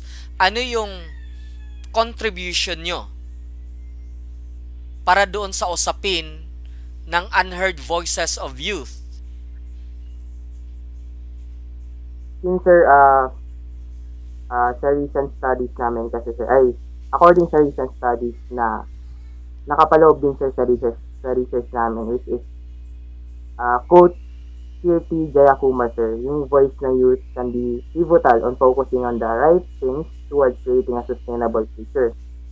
So, in line with this research, sir, ang great importance or ang contribution siguro, sir, na magagawa nito is manggagaling, sir, sa educators. Kasi yung educators, sir, yung magbibigay ng malawak na perspective about sa magkaiba-ibang issue, sir, and kung paano nila i-empower yung youth, and with that, sir, yung mga kabataan matututo, sir, kung paano humandle ng mga issue, and may-empower din nila, sir, yung kapwa nila kabataan.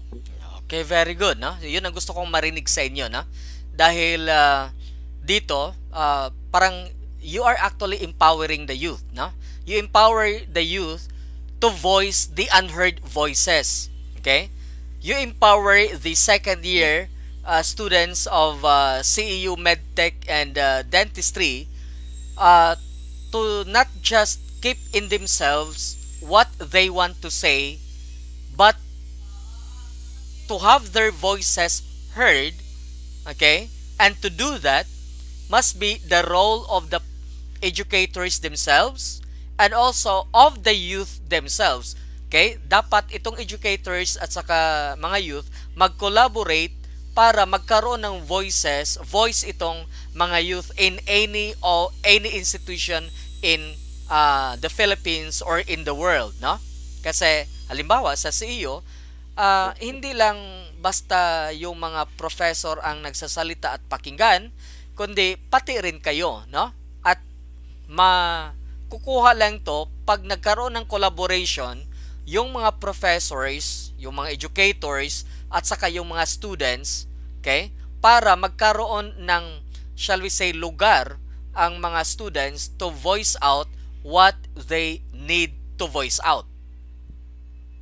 Okay? So, kaya, napakaganda yung paper ninyo, no? Napakaganda yung paper ninyo kasi it is actually, shall we say, it is an advocacy, no? Thank you, sir. The problem about suppression of the youth is rampant in any institution. But you need, okay, to gather the youth and to let them speak of what they have inside. And I am so happy that you make this study, okay? No need to revise your paper. I will accept it as it is. Napakaganda. Wala na akong ano yun doon. Hanapin pa, no? Maganda yung pagkatahin nyo from the title up to the recommendation. Meron bang isa sa inyo dito ang alam na kung anong hinahanap ko sa paper na may background noon sa mga other subjects ko at nag-influence sa inyo para ganyan ang pagtahi ng paper ninyo? Wala naman po, sir. Actually, napag-decidean po namin. Sir, kasi siguro yung yes, si Liza muna tapos Ivan. Ayun po, sir. Napag-decidean po talaga namin tong topic na to because na-discuss nyo rin po sa amin to last time yung mga unheard voices of the youth. So, ito po na pag-decidean po namin na ito na lang po yung maging title namin ng research. Okay, very good, no? So, Adriano, were you not my student during one of the subjects before? Abadiano, sir? Abadiano, sorry. Michelle. Yes po, sir. Sa religion po. Kosh 21 ano? Yung panghapon, sir, nakalimutan ko yung section. Pero Kosh 21. Opo, sir. Pero hindi mo naman sinabi sa sa group mo na ganito ganyan. Yung kami lang po. Okay, very good. Very good. Okay, nice one. Okay, so your paper is good. Your video presentation is good. Congratulations. You can now rest. Thank you, sir. Okay? You can now rest. Thank you, sir. Thank you. Okay, thank you. Let us proceed now to the next presenter. Actually, the last but not the least of the presenters for this mini conference. Her paper or their paper is entitled Marriage Equality, a comparative study between Spain and Philippines on legalizing same-sex marriage, to be presented by Gwyneth Edwin Panganiban and her group of presenters.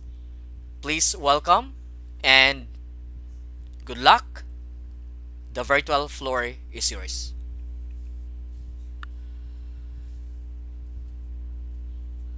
Hello sir, pwede po kayo na lang po mag-play. Okay, sige. Yung title? Marvin's Angels po. Marvin's Angels. Ako, napapalibutan pala si Marvin ng Angels, ha? Si Marvin at yung kanyang mga angels. Here. Wait. Ay, bakit? Wait. Mali.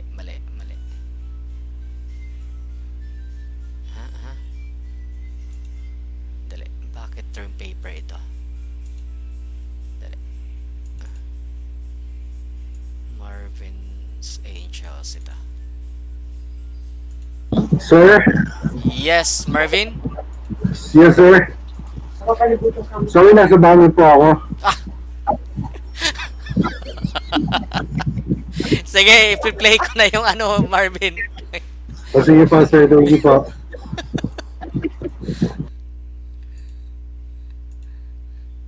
Okay. Do you see now my screen? Yes, sir. Okay, let us start now. This research will address the issue of same-sex marriage in the Philippines, which remains highly discussed due to the existing laws that do not allow legal recognition of same-sex couples, and the influence of religion, which claims that the Philippines is a predominantly Catholic country. This study aims to answer these two following questions. 1. What is the view of the Filipino society in regards to same-sex marriage? And 2. How will the comparison of Spain and the Philippines affect the views and opinions of Filipinos on legalizing same-sex marriage? There is no significant difference between the perception of Filipinos and Spaniards regarding the legalization of same-sex marriage. The researchers will use case study as a method to obtain an in-depth learning about legalization of same-sex marriage in the Philippines and Spain. The researchers will use the survey method through the use of Google Forms to collect data on knowing the views and opinions of the respondents about the said topic. The researchers will use a random sampling to conduct their survey among the Filipino citizens that are currently living in the Philippines and at the age range of 18 to 50 years old, to have a total of 30 participants as a sample population. Random sampling is a part of the sampling technique, in which each sample has equal probability of being chosen. A sample chosen randomly is meant to be an unbiased representation of a total population. The researchers will formulate questions that will be used in gathering data. The participants in this research, which is randomly chosen, will be the one to answer the questions about their prior knowledge, views, and opinions on the legalization of same-sex marriage in the Philippines and Spain. The accumulated data will be analyzed by the researchers to formulate conclusion about the said topic.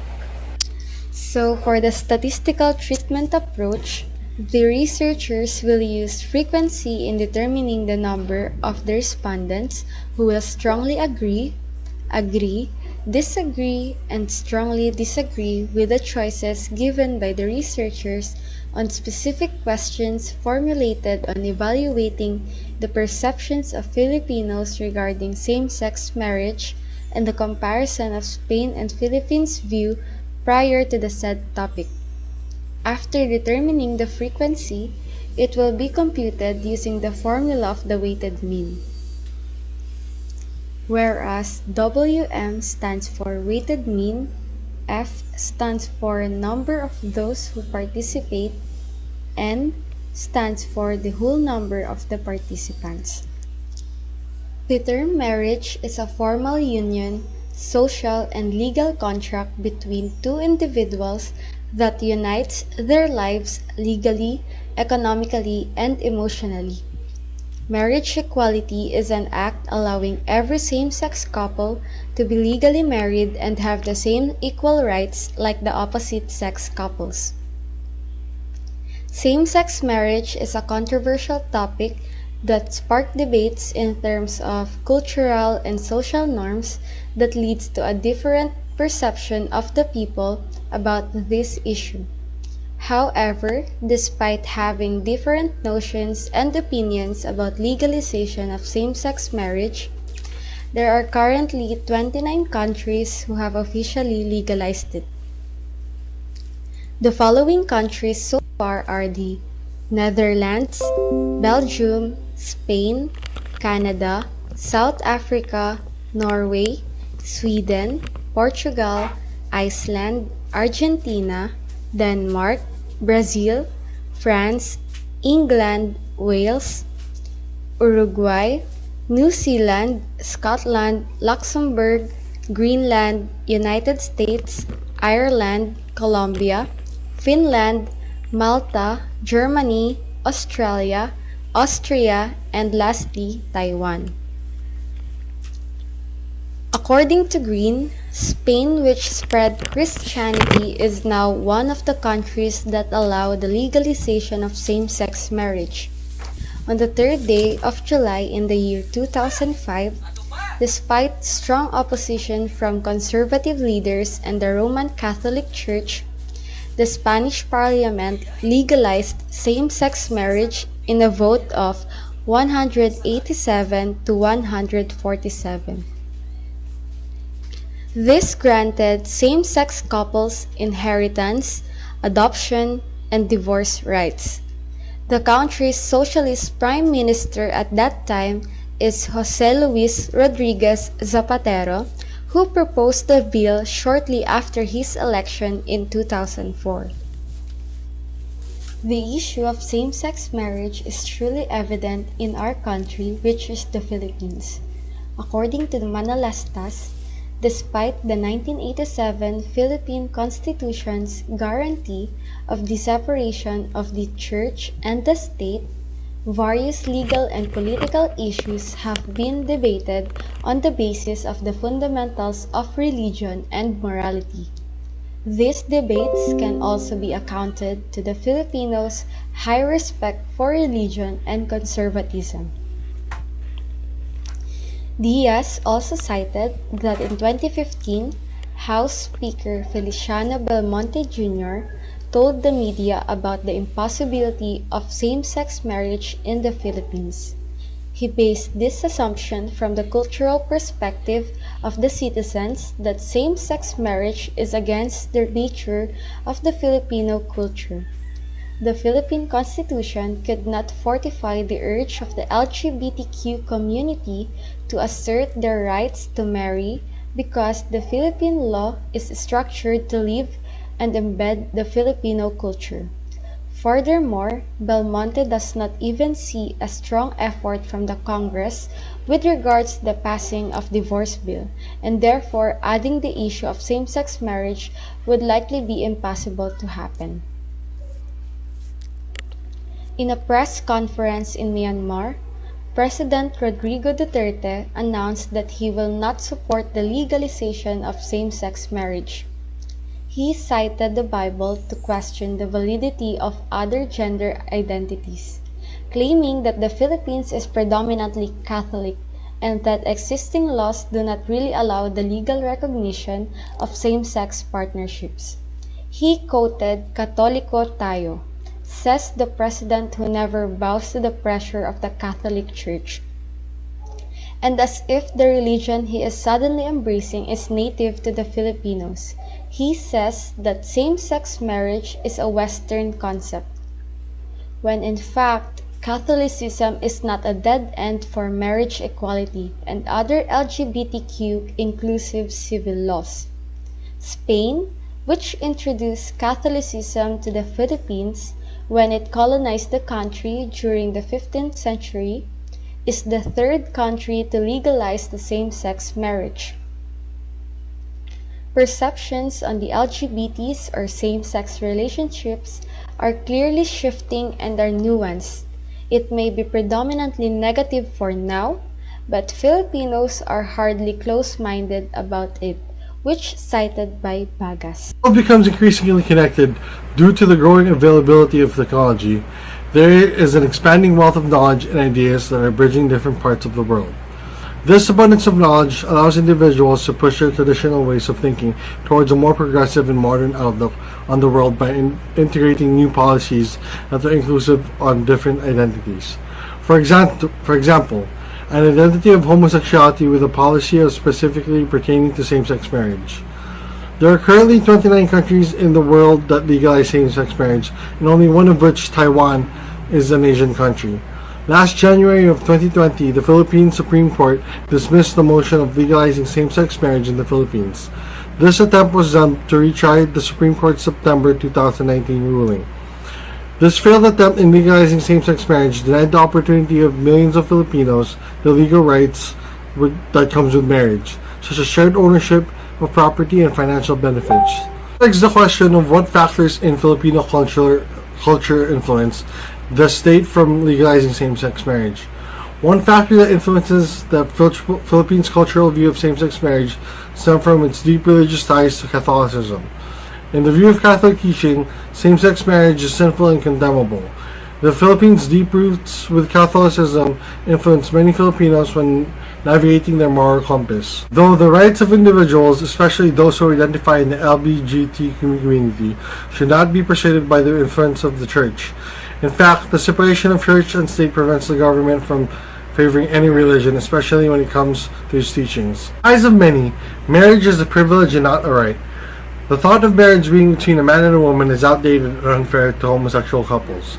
The union of two people should not be stopped just because they are of the same sex. The views of the public vary from those who support homosexuals and those who oppose them.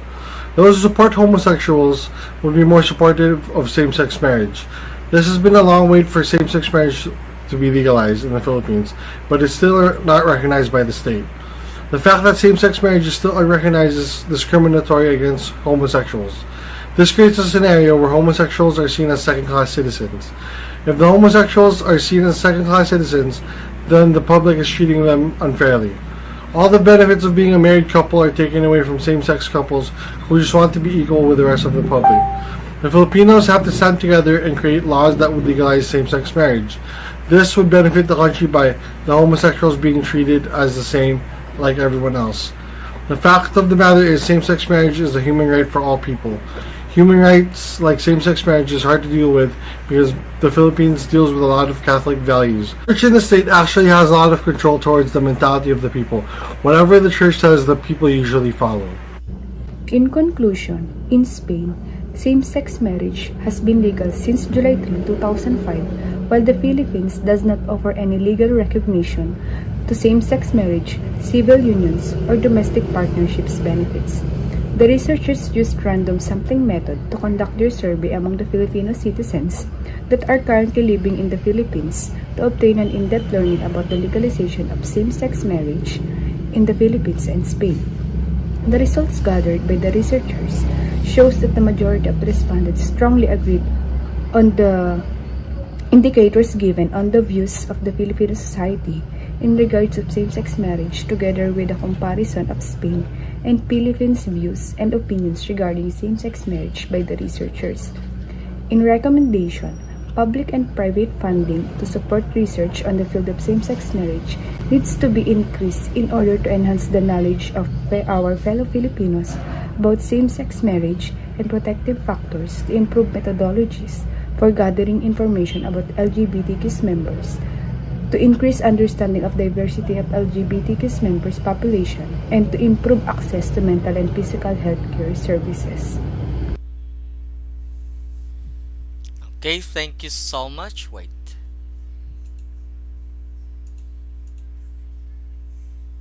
Okay, thank you so much for the nice presentation of the paper entitled Marriage Equality, a comparative study between Spain and Philippines on legalizing same-sex marriage. Okay. Technicalities first.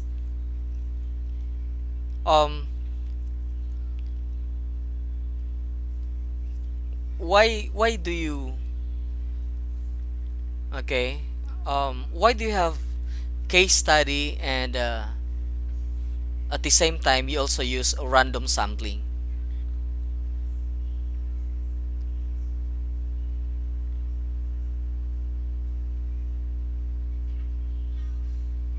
Anybody?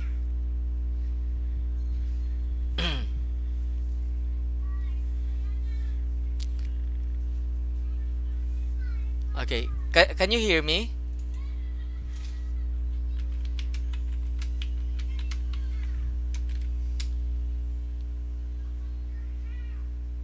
Can you hear me? Yes, sir. Okay. My first question is about technicality. In your methodology, you mentioned about case study, and you also have random sampling. Um, why do you have case study and random sampling in the first place?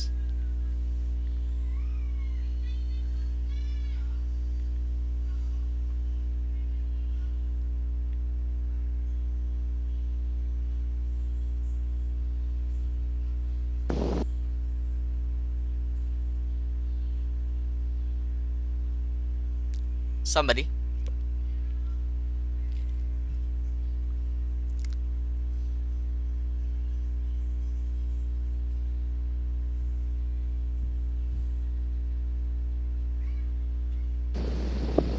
Sir? Yes, Miguel. Sir, we did case study and random sampling kasi sa case study, malalaman mo kung ano yung impression ng Filipino, ang views ng Filipino sa Spain. Tapos sa random sampling, malalaman, ma-generalize mo yung, to-conclude mo kung ano ba yung results ng sa survey. Okay. When you say case study, most often than not, this is belonging to qualitative kind of research. Random sampling, most often than not, this belongs to quantitative kind of research. So by having this both in your paper, you must be involving both qualitative and quantitative kind of research. Okay? Now, when you say case study, there should be a certain, shall we say, a benchmark case that you say it is that case which enables Spain to decide that homosexual or same-sex marriage be legalized in Spain. And there should be that case in the Philippines which becomes a benchmark case which, shall we say, which should be, for in some case, be a step forward to legalizing same-sex marriage in the Philippines. So my question is, what case in Spain that benchmarked the legalization of same-sex marriage in their place, in their state?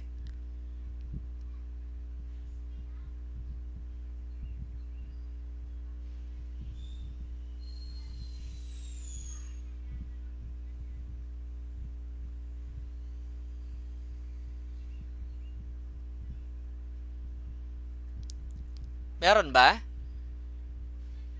Yun bang, ito yung case na nakapag-turned around ng stand ng Spain from not allowing um, same-sex marriage before, and because of that case, it allows now same-sex marriage even though Spain is predominantly Catholic country. Sir, siguro Yes. po yung nangyaring voting system po sa Spain na sineparate po nung Spain yung state sa church. Kasi po dati po, since prominent na po yung church in decision making nga po, ang nangyari po ngayon, mas umangat po yung decision ng state kaysa sa church, even though ayaw pa rin po ituloy ng church yung legalizing ng same-sex marriage po sa country nila. Okay. Involved ba doon sa sandali, kay Norin muna na? Involved ba doon, Norin, yung sa voting to separate the church and state in Spain? Involved ba sa usapin noon nung ginawa yun, nung ginawa yun na kasama sa usapin ang same-sex marriage?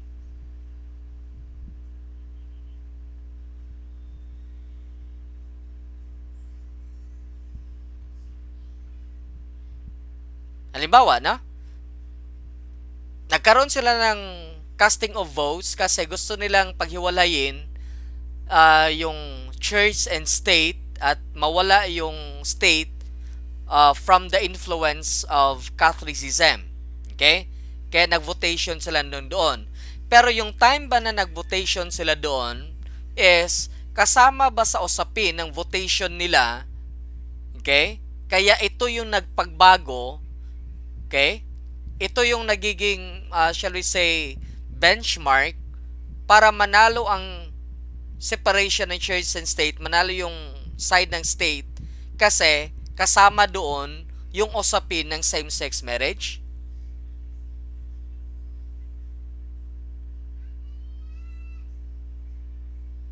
Yes, sir. Kasama po yung usapin ng same-sex marriage po. Kasi po ang nakalagay po, despite nga po na opposition po yung church, yung Roman Catholic Church po, yung nag-decide po is Spanish Parliament po na illegalize yung same-sex marriage. So parang na-disregard na rin po kung kung pro-Catholic ka or hindi. Parang nag-base po yung voting system po sa society, kung ano yung nakikita po ng society, kung dapat po ba i-legalize or hindi.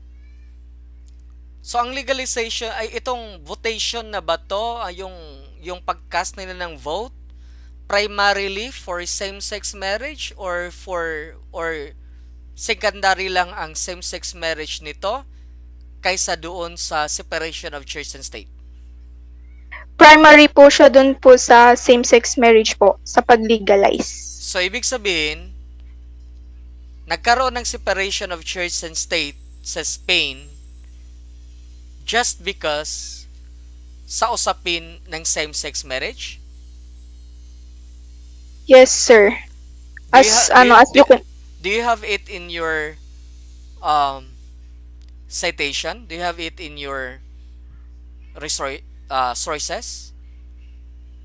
Nasama nyo sa paper ninyo?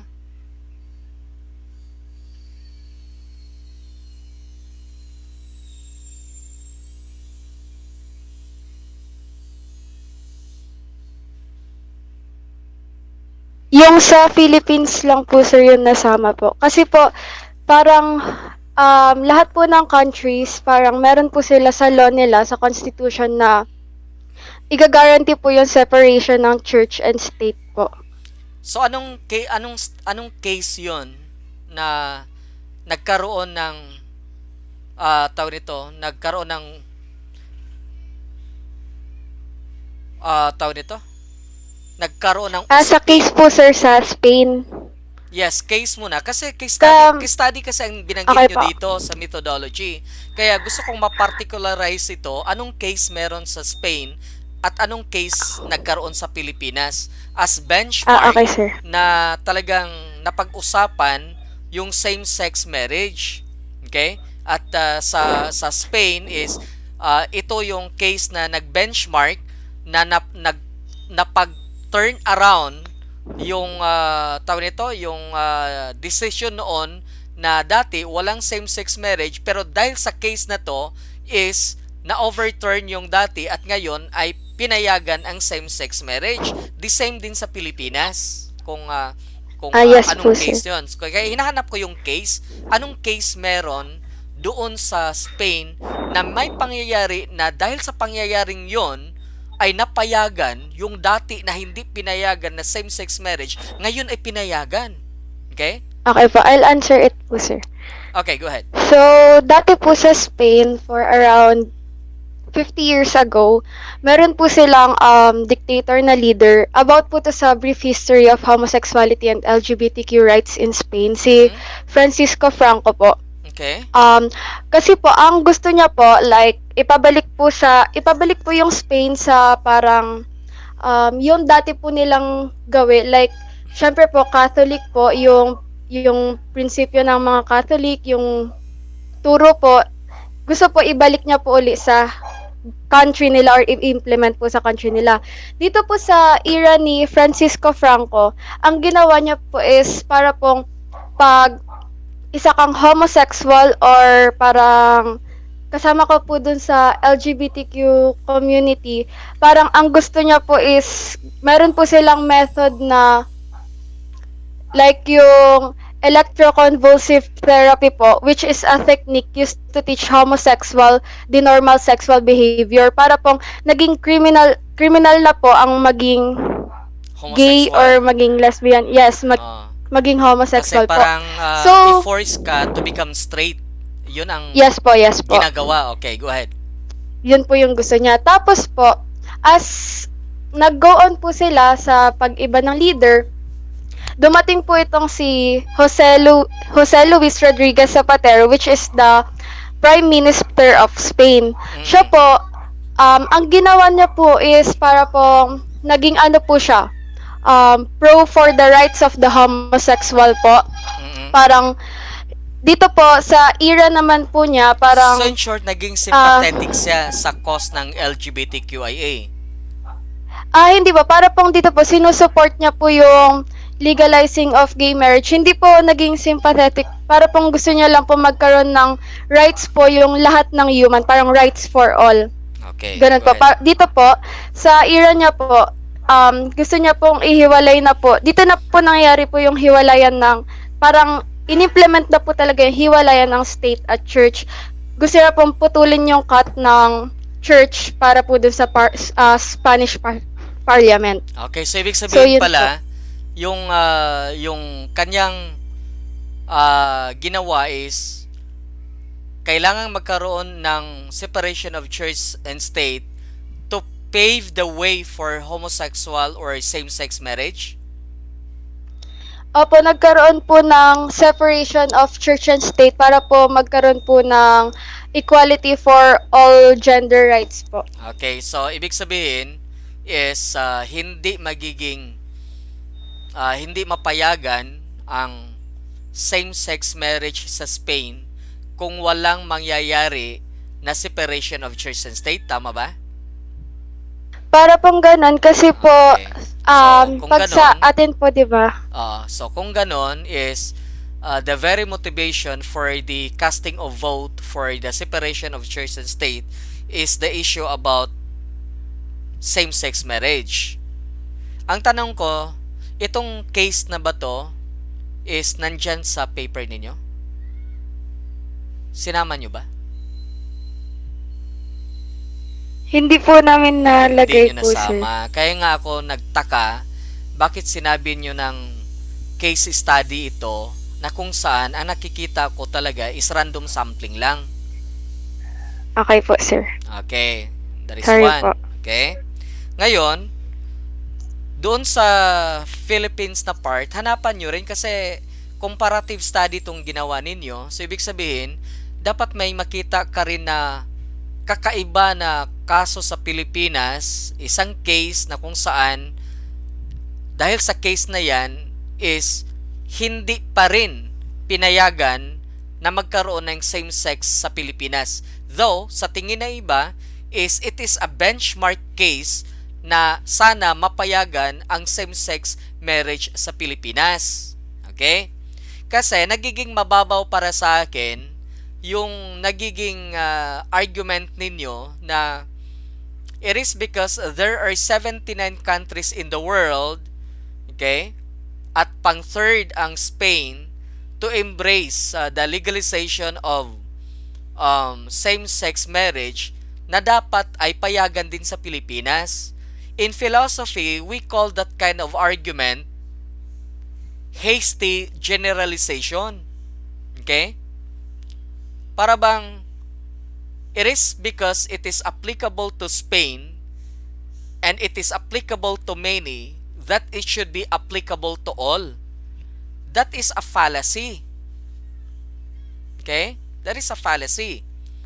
What is applicable to Spain and what is applicable to the 79 countries might not be applicable to the Philippines. Okay? Yun bang kung ang larong ML ay ginagawa ng lahat ng mga kaibigan mo, para bang sinasabi na ay naglalaro sila lahat ng ML, 50 yung kaibigan mo, ikaw na lang ang hindi naglalaro ng ML, dapat maglaro ka ng ML. Yung ganun na tipo, it is hasty generalization. Ang tanong kaya is, applicable ba sa'yo na mag-enjoy ka pag naglaro ka ng ML? Do you get my point?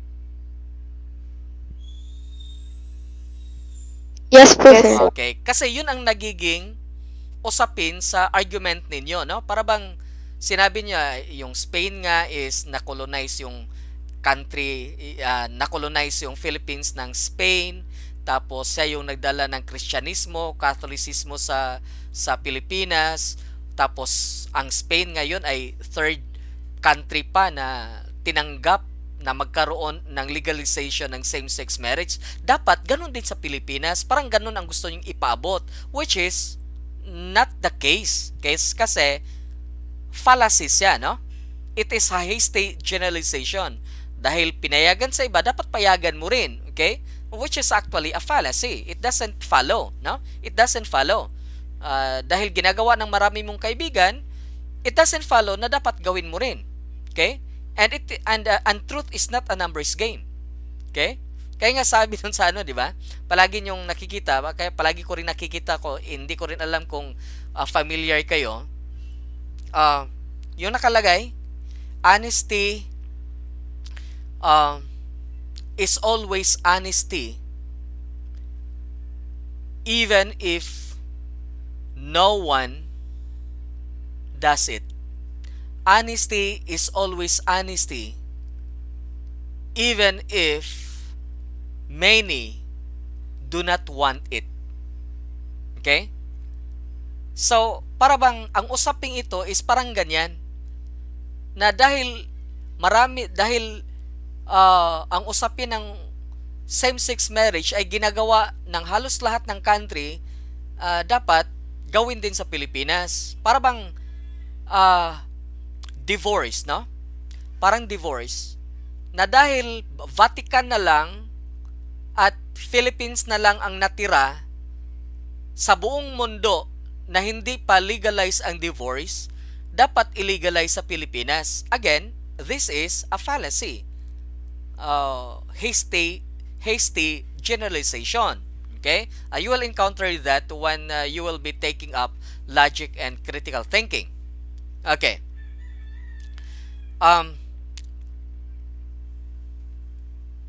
So, kung ganun man lang, ang nangyayari is, alin ba talaga ang gusto nyong tahakin dito? Is it a case study or perception of legalizing same-sex marriage in the Philippines by your research tool, random sampling? Alin ba talagang gusto nyong tahakin dito? Kasi nalilito ako. Kasi yung kabila Yung is perception case po, study. sir. Perception. Yung perception. So, you have to do away now with the case study?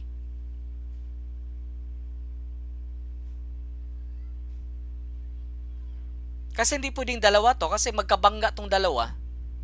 Yung isa qualitative, yung isa quantitative. Kung gusto nyong pagsamahin tong dalawa, one semester is not enough for you to come up with a conclusion. Napakalaking scope nito. Mamili lang kayo. Dapat mamili lang kayo nito. Hindi kayo pwede naman talaga na dalawa, qualitative and quantitative. Case study and random sampling. Para bang may case study dito tapos i-test mo rin yung perception about same-sex marriage. Pwede naman yon. Pero it will take you so much time to complete that study. Okay? Ang dami nyong pagdadaanan doon para makakuha kayo ng conclusion para dito. With the constraint of time that we have, I do not recommend that you combine both.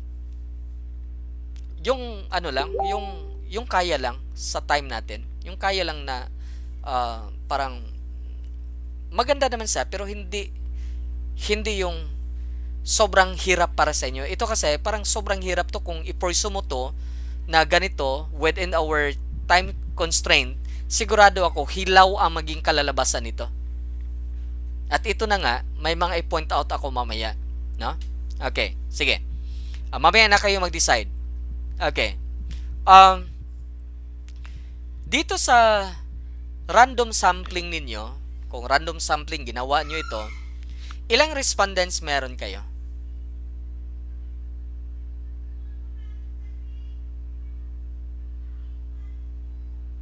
Ilan ang respondents?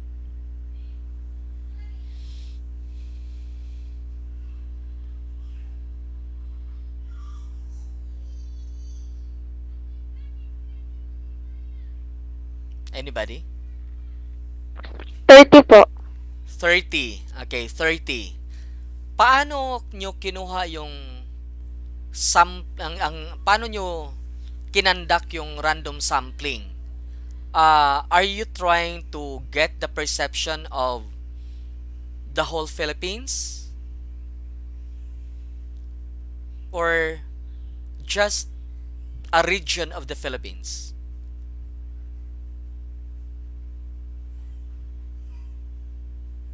Which is which?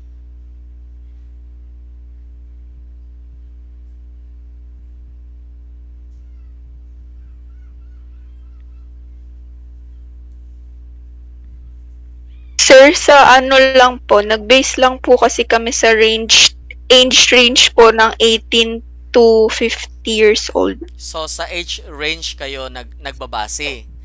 Yes, sir. Okay, so sa age range kayo nagbabase from age 18 to 50? Yes, sir. Okay. Anong mga areas ang pinagkukunan nyo ng sample nito?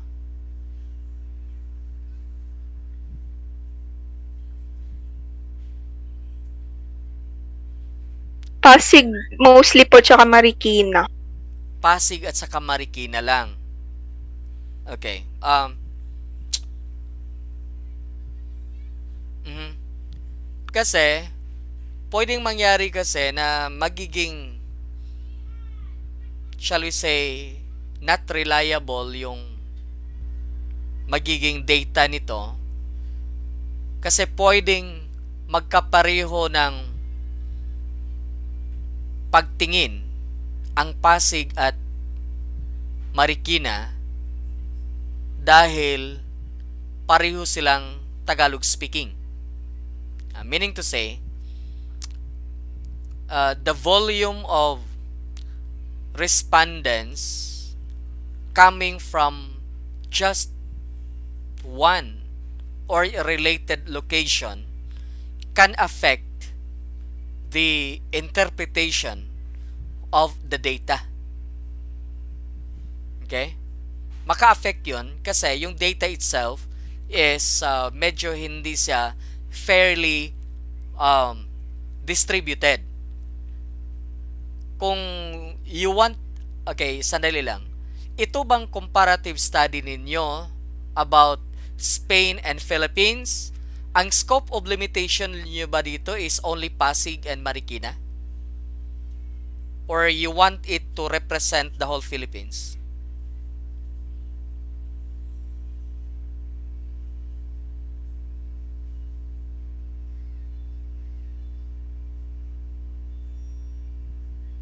Actually, sir, hindi po nalagay. Hindi nyo nalagay. So, kung hindi nyo nalagay, kung titingnan natin dito, is marriage equality comparative study between Spain and Philippines on legalizing same-sex marriage. Kung titingnan natin dito is ang part ng Philippines, ang kinunan nyo lang ng perception of legalizing same-sex marriage is only Pasig and Marikina. Okay?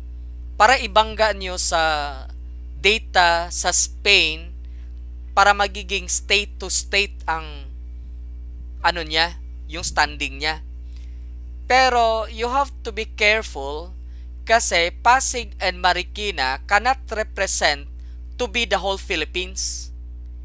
Do you get my point? Yes, sir. Okay. Pag sinabi mo kasing Philippines, unang tingnan mo yung region. Luzon, Visayas, Mindanao. Kaya dapat ang random sampling nyo is kumuha kayo ng sample, maybe 10 from Luzon, 10 from the Visayas, 10 from Mindanao. And you do it by random. Okay? Napakaganda kasi pag nag-random ka no? Halimbawa, sa Metro Manila, ilang population? 100 million, for example. Okay? 100 million. Ilang percentage ang masasabi mo na representative na ito ng 100 million? Okay? Halimbawa, sabihin mo lang 10. Paano mo ngayon kinuha yung 10? Okay? Halimbawa na lang, sabihin mo na lang, okay, nilagay mo yung Luzon. Lahat ng mga cities and provinces of Luzon, nilagay mo sa Tambiolo. Okay? Nilagay mo sa Tambiolo na lahat sila, meron silang pagkakataon, lahat ng provinces na yan, may pagkakataon na mapili. No? At nung pinili yon, okay? Nung pinili yon, kumuha ka lang ng 10, no? Out of halimbawa, sabihin mo na lang natin out of 500 cities and provinces, okay? Or cities and municipalities. Kumuha ka lang ng 10, pero lahat sila may pagkakataon na mapili. That is random sampling. Sa 10 na yan, okay, na town, pwede mo ring ilagay sa kabilang Tambiolo at pumili ka ng isa. Okay? Isang town lang. Pero lahat ng 10 may pagkakataon na mapili. Pagbunot mo is, halimbawa, Marikina. Di kumuha ka ngayon ng sample sa Marikina. Okay? At the same thing ang gagawin mo. Ilan ang population sa Marikina? Ilan ang representative dapat ng population ng Marikina? to suggest na ito ay representative of the whole Luzon. Okay? Ganon din dapat ang ginawa mo sa Visayas, ganon din dapat ginawa mo sa Mindanao. Okay? So, halimbawa, may sa 10 ka bawat region, so may 30 respondents ka, pwede mo matawag yan na representative of the whole Philippines kasi dumaan naman sila sa random sampling. Okay? Ang problema dito sa technicality sa inyo about the sampling is you're just using Marikina and Pasig ba? Marikina and Pasig to represent the whole Philippines. Na ang nasa isip nyo pag sinabing random sampling ay basta na lang kayo pipili ng kahit anong town to represent the Philippines. Hindi ganon. Dapat lahat ay may pagkakataon na mapili, okay? And by random, napili sila, okay? Wherein the others are also having the same opportunity to be chosen. That is random, no? At doon ka humanap ng ilan ba ang representative population nito. Yun ganon. Okay? Medyo tagilid yung random sampling natin kung Pasig at saka Marikina lang to. Okay? So, gusto ko ayusin nyo yung random sampling ninyo. Kung Philippines ang gusto nyong itapat sa Spain, gawin nyo yung sinasabi ko. No? Madali lang naman yan. Kayo na lang ang mag-draw lot niyan. Okay? Gumawa na lang kayo ng mga pangalan ng cities and municipalities, tapos ilagay nyo, i-roll mo sa paper, tapos bunot-bunot lang, no? Bunot-bunot lang. It will not take you 30 minutes. Okay? Tapos, anuhin nyo yung kung ilan ang population ng nabunot ninyo, tapos anuhin nyo kung tawag nito kung anong barangay, tapos bunot-bunot lang hanggang sa manaro down nyo, makuha nyo yung tagti 10 or titik 5. Bahala kayo sa buhay nyo doon sa ilang piraso na respondents ang gusto nyong kunin. Basta gawin nyo yung faithfully yung process ng random sampling. Okay? Hindi yung kayong mamimili, random sampling naman to, tagig ang gusto ko. Hindi ganon. Hindi kayo ang magde-decide noon. Okay? Hindi kayo ang magde-decide sa random sampling. Lagyan nyo ng pagkakataon lahat na mapili, bunot ka. Hindi ikaw ang mag-decide. Yung fate noon na mabunot o hindi mabunot, yun ang magde-decide noon. Hindi ikaw. Okay? Nakuha nyo? Group? Yes po, sir. Kasi pag ito, tagilid yung random sampling natin, mahirap ito. Okay. Now, let us go to content.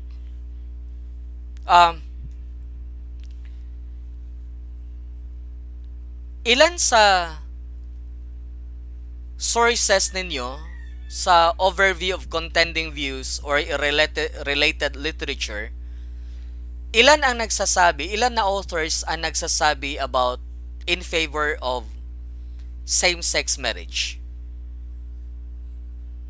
Ilan?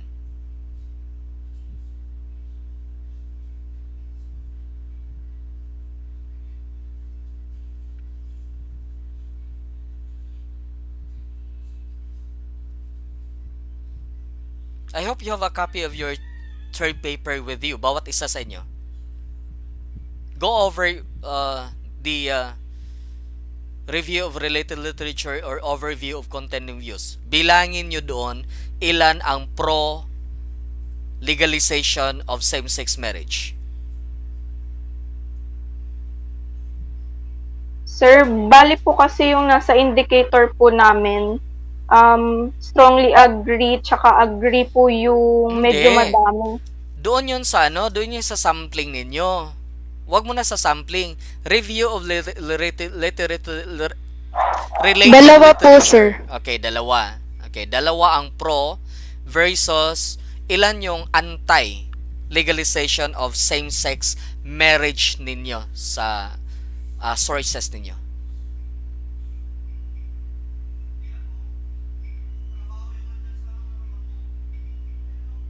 Dalawa din po, sir. Dalawa. Okay? Sinong mga authors to? Yung pro?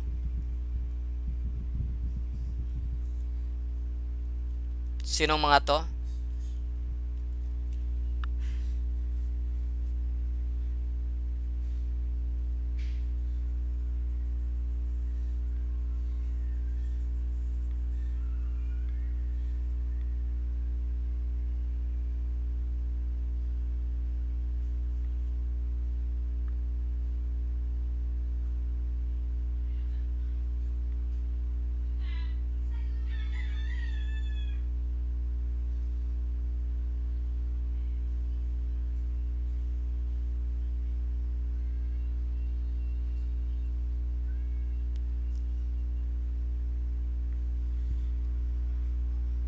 Si Green po, tsaka si Baga. Okay. And sa antay?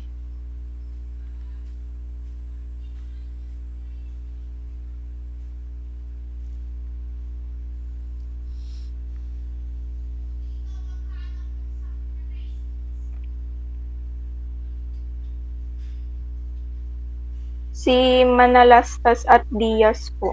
Okay, good. So parang nangyari nito is yung pro is international writers, tapos yung anti is Philippine writers. No? Okay. Suggestion ko, kumuha kayo ng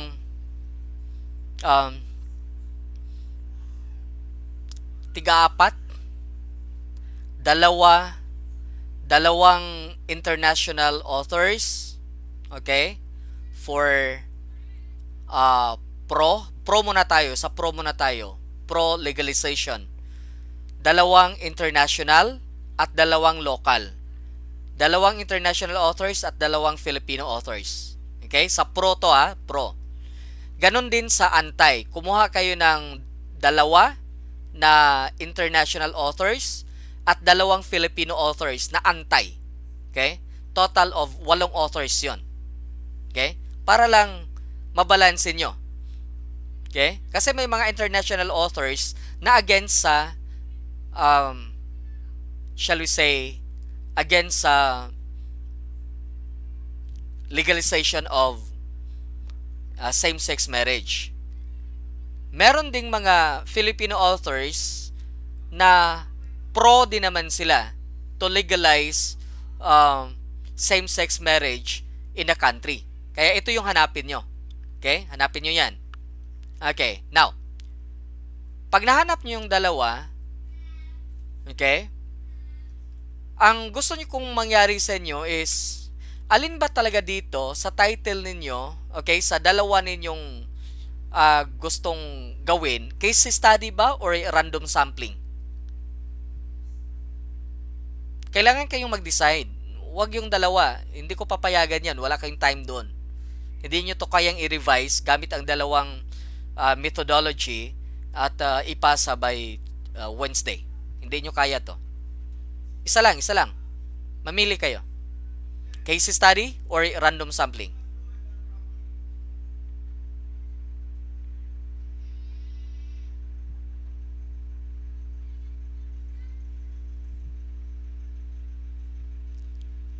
Somebody?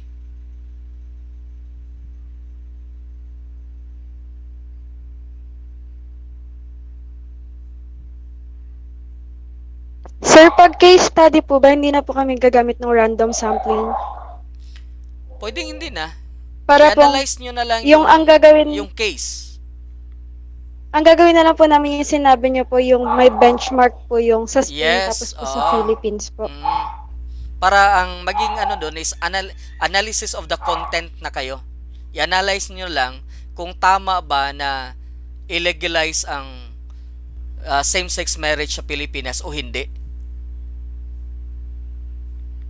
So, bale po, hindi na po namin kailangan nung para pong sa respondents po ng views nila. Doon na lang po kami magbe-base sa mahanap po namin na tool. Hindi na. Samahan nyo na lang ng tool, pero hindi nyo na kailangan ng random sampling dito kasi hindi mo na kailangan ang perception nila. Kasi case study nga to. Kung case study Okay po. Pero kung gusto nyo yung random sampling, kailangan itong case study ninyo is hindi na ibaliwala nyo na to. Gagawin nyo na lang ito na parang not benchmark but jump start to perceptions na baka yung perception nila is na-influence dahil may mga cases na ganito. Pwede naman yon. Pero, you're not doing a case study. You just present it as a motivation to run to your main purpose, which is to gather perceptions of Filipinos about shall we say, legalization of same-sex marriage in the Philippines. So, alin doon ang gusto nyo?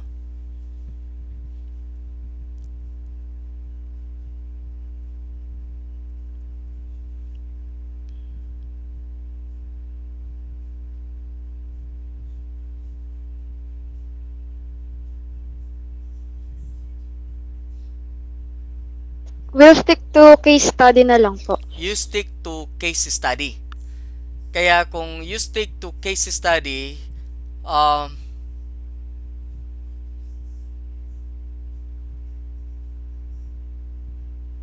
okay. Kung stick kayo sa case study, ang gagawin nyo dito is same ang title. Okay? Same ang title.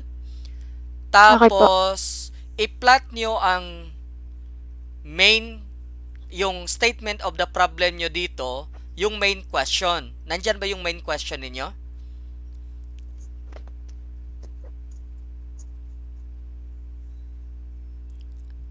Ang main question nyo dito, dapat talagang akma doon sa ano ninyo, sa title ninyo, kasi comparative study to, no? So, pwede kayo provide ng main question nito. Is there a similarity? Okay? Is there a similarity between Spain and Philippines on the legalization of same-sex marriage? Yun ang magiging main problem ninyo, no? Tapos, sasagutin nyo to ng hypothesis. Take note. Pakisulat. Pwedeng unahin nyo null hypothesis, okay?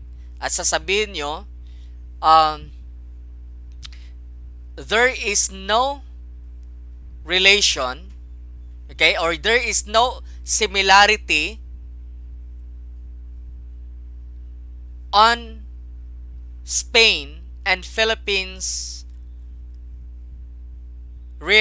okay? And Spain and Philippines on the legalization of same-sex marriage. Yun ang null ninyo, null hypothesis. Tapos, pwede nyong mag-alternative kayo, no? There is a similarity between Spain and Philippines on the legalization of same-sex marriage. Okay? Tapos ngayon, ang i-address nyo ngayon is yung content na. Okay? Unang variable kasi nyo na pinresent dito is marriage. Okay. Dapat hanapin nyo ano ba ang marriage? What is the purpose? What is the nature? What is the nature and purpose of marriage? Okay? Hanapin nyo to. Dapat lahat ng mga authors ninyo, yung 8, ay magtatackle about the nature and purpose of marriage. Okay?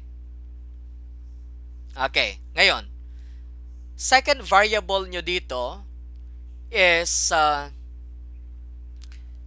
sex. Okay? What is the nature and purpose of sex? Una, definition muna of sex. Define sex. Okay? Define sex. Pwedeng magsabi ka na yung sex is gender, okay? Pero dapat ang lalabas no dito is the act of shall we say the act of the intercourse, no? The act of the intercourse. Ngayon, yung act of the intercourse, itong sex na yan, yun ang hanapan nyo ng content, no? What is the nature and purpose of sex? Okay? Dapat yun ang hagilapin nyo. Okay? Okay. kung yun ang makita nyo na makita nyo to yung dalawa, madali nyo na lang makita para saan ang marriage. Ito ba ay isang privilege or isang right? Okay? Makikita nyo na yan mismo. Kasi dito, pinapakita nyo sa akin, actually, it is a one-sided investigation. No? Parang one-sided lang talaga siya. Pinapakita nyo lang na may nagsasabi na privilege ito, pero gusto nyo ipakita na right talaga. No? Kaso lang, hindi dumaan doon sa mga authors na talagang nagsasabi sila na right lahat iyon. No? Ang problema, isa lang yata sa kanila or dalawa lang ang nagsasabi na right yon. Paano yung iba? Kaya kailangan mo ng balance ang pagkuha ng sources. 4 sa pro, 4 sa anti. Sa pro, 2 international, 2 local. Sa anti, 2 international, 2 local. Okay? Tapos, dito, lahat ay makikita mo na nagtatackle about marriage at saka sex. Okay?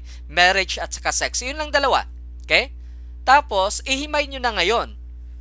Tama kaya ang Spain sa pag-legalize nila ng same-sex marriage based doon sa investigation nyo about marriage and sex? Tama kaya ang Pilipinas na hindi nagkaroon ng legalization of same-sex marriage base doon sa na-dig up nyo ng investigation ninyo about sex and marriage? Okay? Doon mo makita yan. Okay? Kaya makikita mo ngayon ang cases. Okay? Itong case ba to? Tama ba to?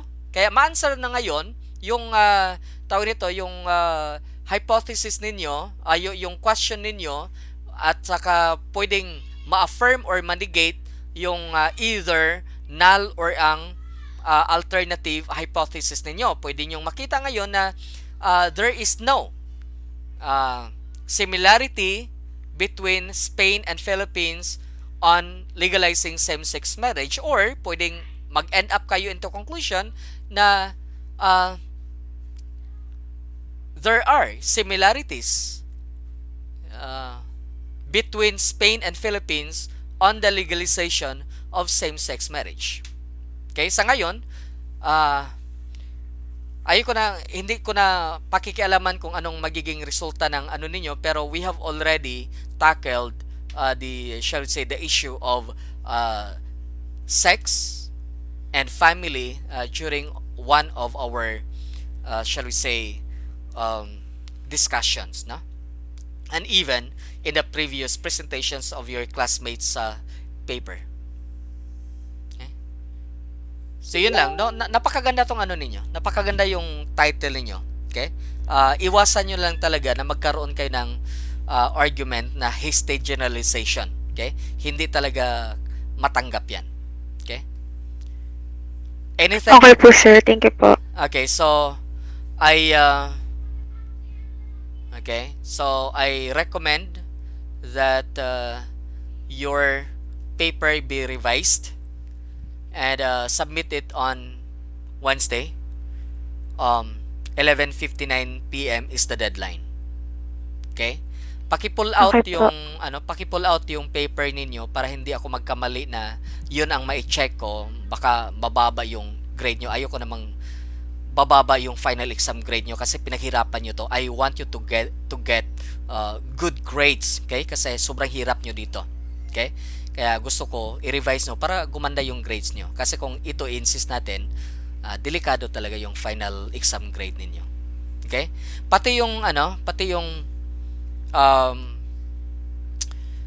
video, paki-pull out na rin para hindi ko ma-check yun at magraduhan according to yung lumang video ninyo. I-revise niyo na rin yun, ha? Revise na rin. Okay? Same yung pattern lang gagawin niyo sa video. Okay? Maganda, gusto ko yung ganon, pero yung content lang, no? Yung content lang. Yun lang ang gusto kong makita na talagang maganda. Okay, anything you want to say, or anything do you want to raise? Any concern coming from the group?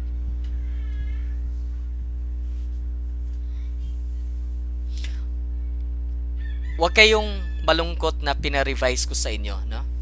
Kasi binibigyan ko kayo ng chance na mas mataas na grado. Okay? Kaya pina-revise ko 'yan. Kung ayaw kong tumas grado nyo, tinanggap ko na yan, gagraduhan na kita kung anong meron dyan. Okay?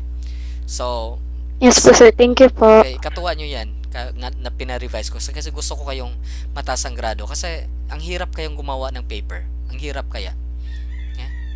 Ayoko naman na mag-suffer kayo na dahil lang medyo meron tayong time constraint. Okay? Kaya naintindihan ko yan. Kaya ayokong bumagsak kayo dahil lang sa term paper. Okay? Ano lang, medyo masakit nga lang kasi ang daming comments, no? Daming comments. Pero it will make your paper good. Okay? At pwedeng balikan nyo yung mga paper na yan once na you will also encounter the same thing in the future. Okay, so inopen ko pala yung module 4 and 5 for those who were not able to make it, to comply it. Okay? Paki-comply na lang. Buti na lang, pinayagan pa tayo na i-open yun. No? Okay? So, you have until February 24, 11:59 p.m. na ayusin yung module 4 and 5 ninyo. Okay? Sige. Anything else?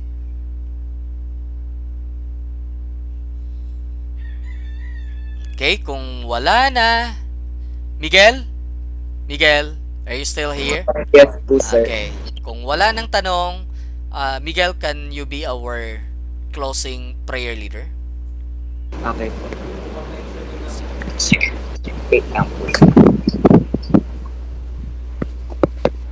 In the name of Father, Son, and Holy Spirit, Amen. Lord, thank you po sa lahat po ng blessing po na binigay niyo po sa amin. Thank you po kasi this day nakasurvive na naman po kami. And thank you po sir kasi ginaguide po kami ni sir sa gagawin namin pong research. Sana po magawa po namin iyan. And more blessings to come po sir. Thank you po. In the name of the Son, Holy Spirit. Okay, thank you class. Okay, and congratulations. According to Miguel, you survived. Okay. Actually, you need to survive, and you have survived. You have done good. A job well done. Okay, a job well done. Congratulations, and ingat kayo. No, good luck to your paper. Okay, to your submission on Wednesday. Thank you po sir. Okay, Ingat din po. ingat kayo. Bye bye. Bye bye.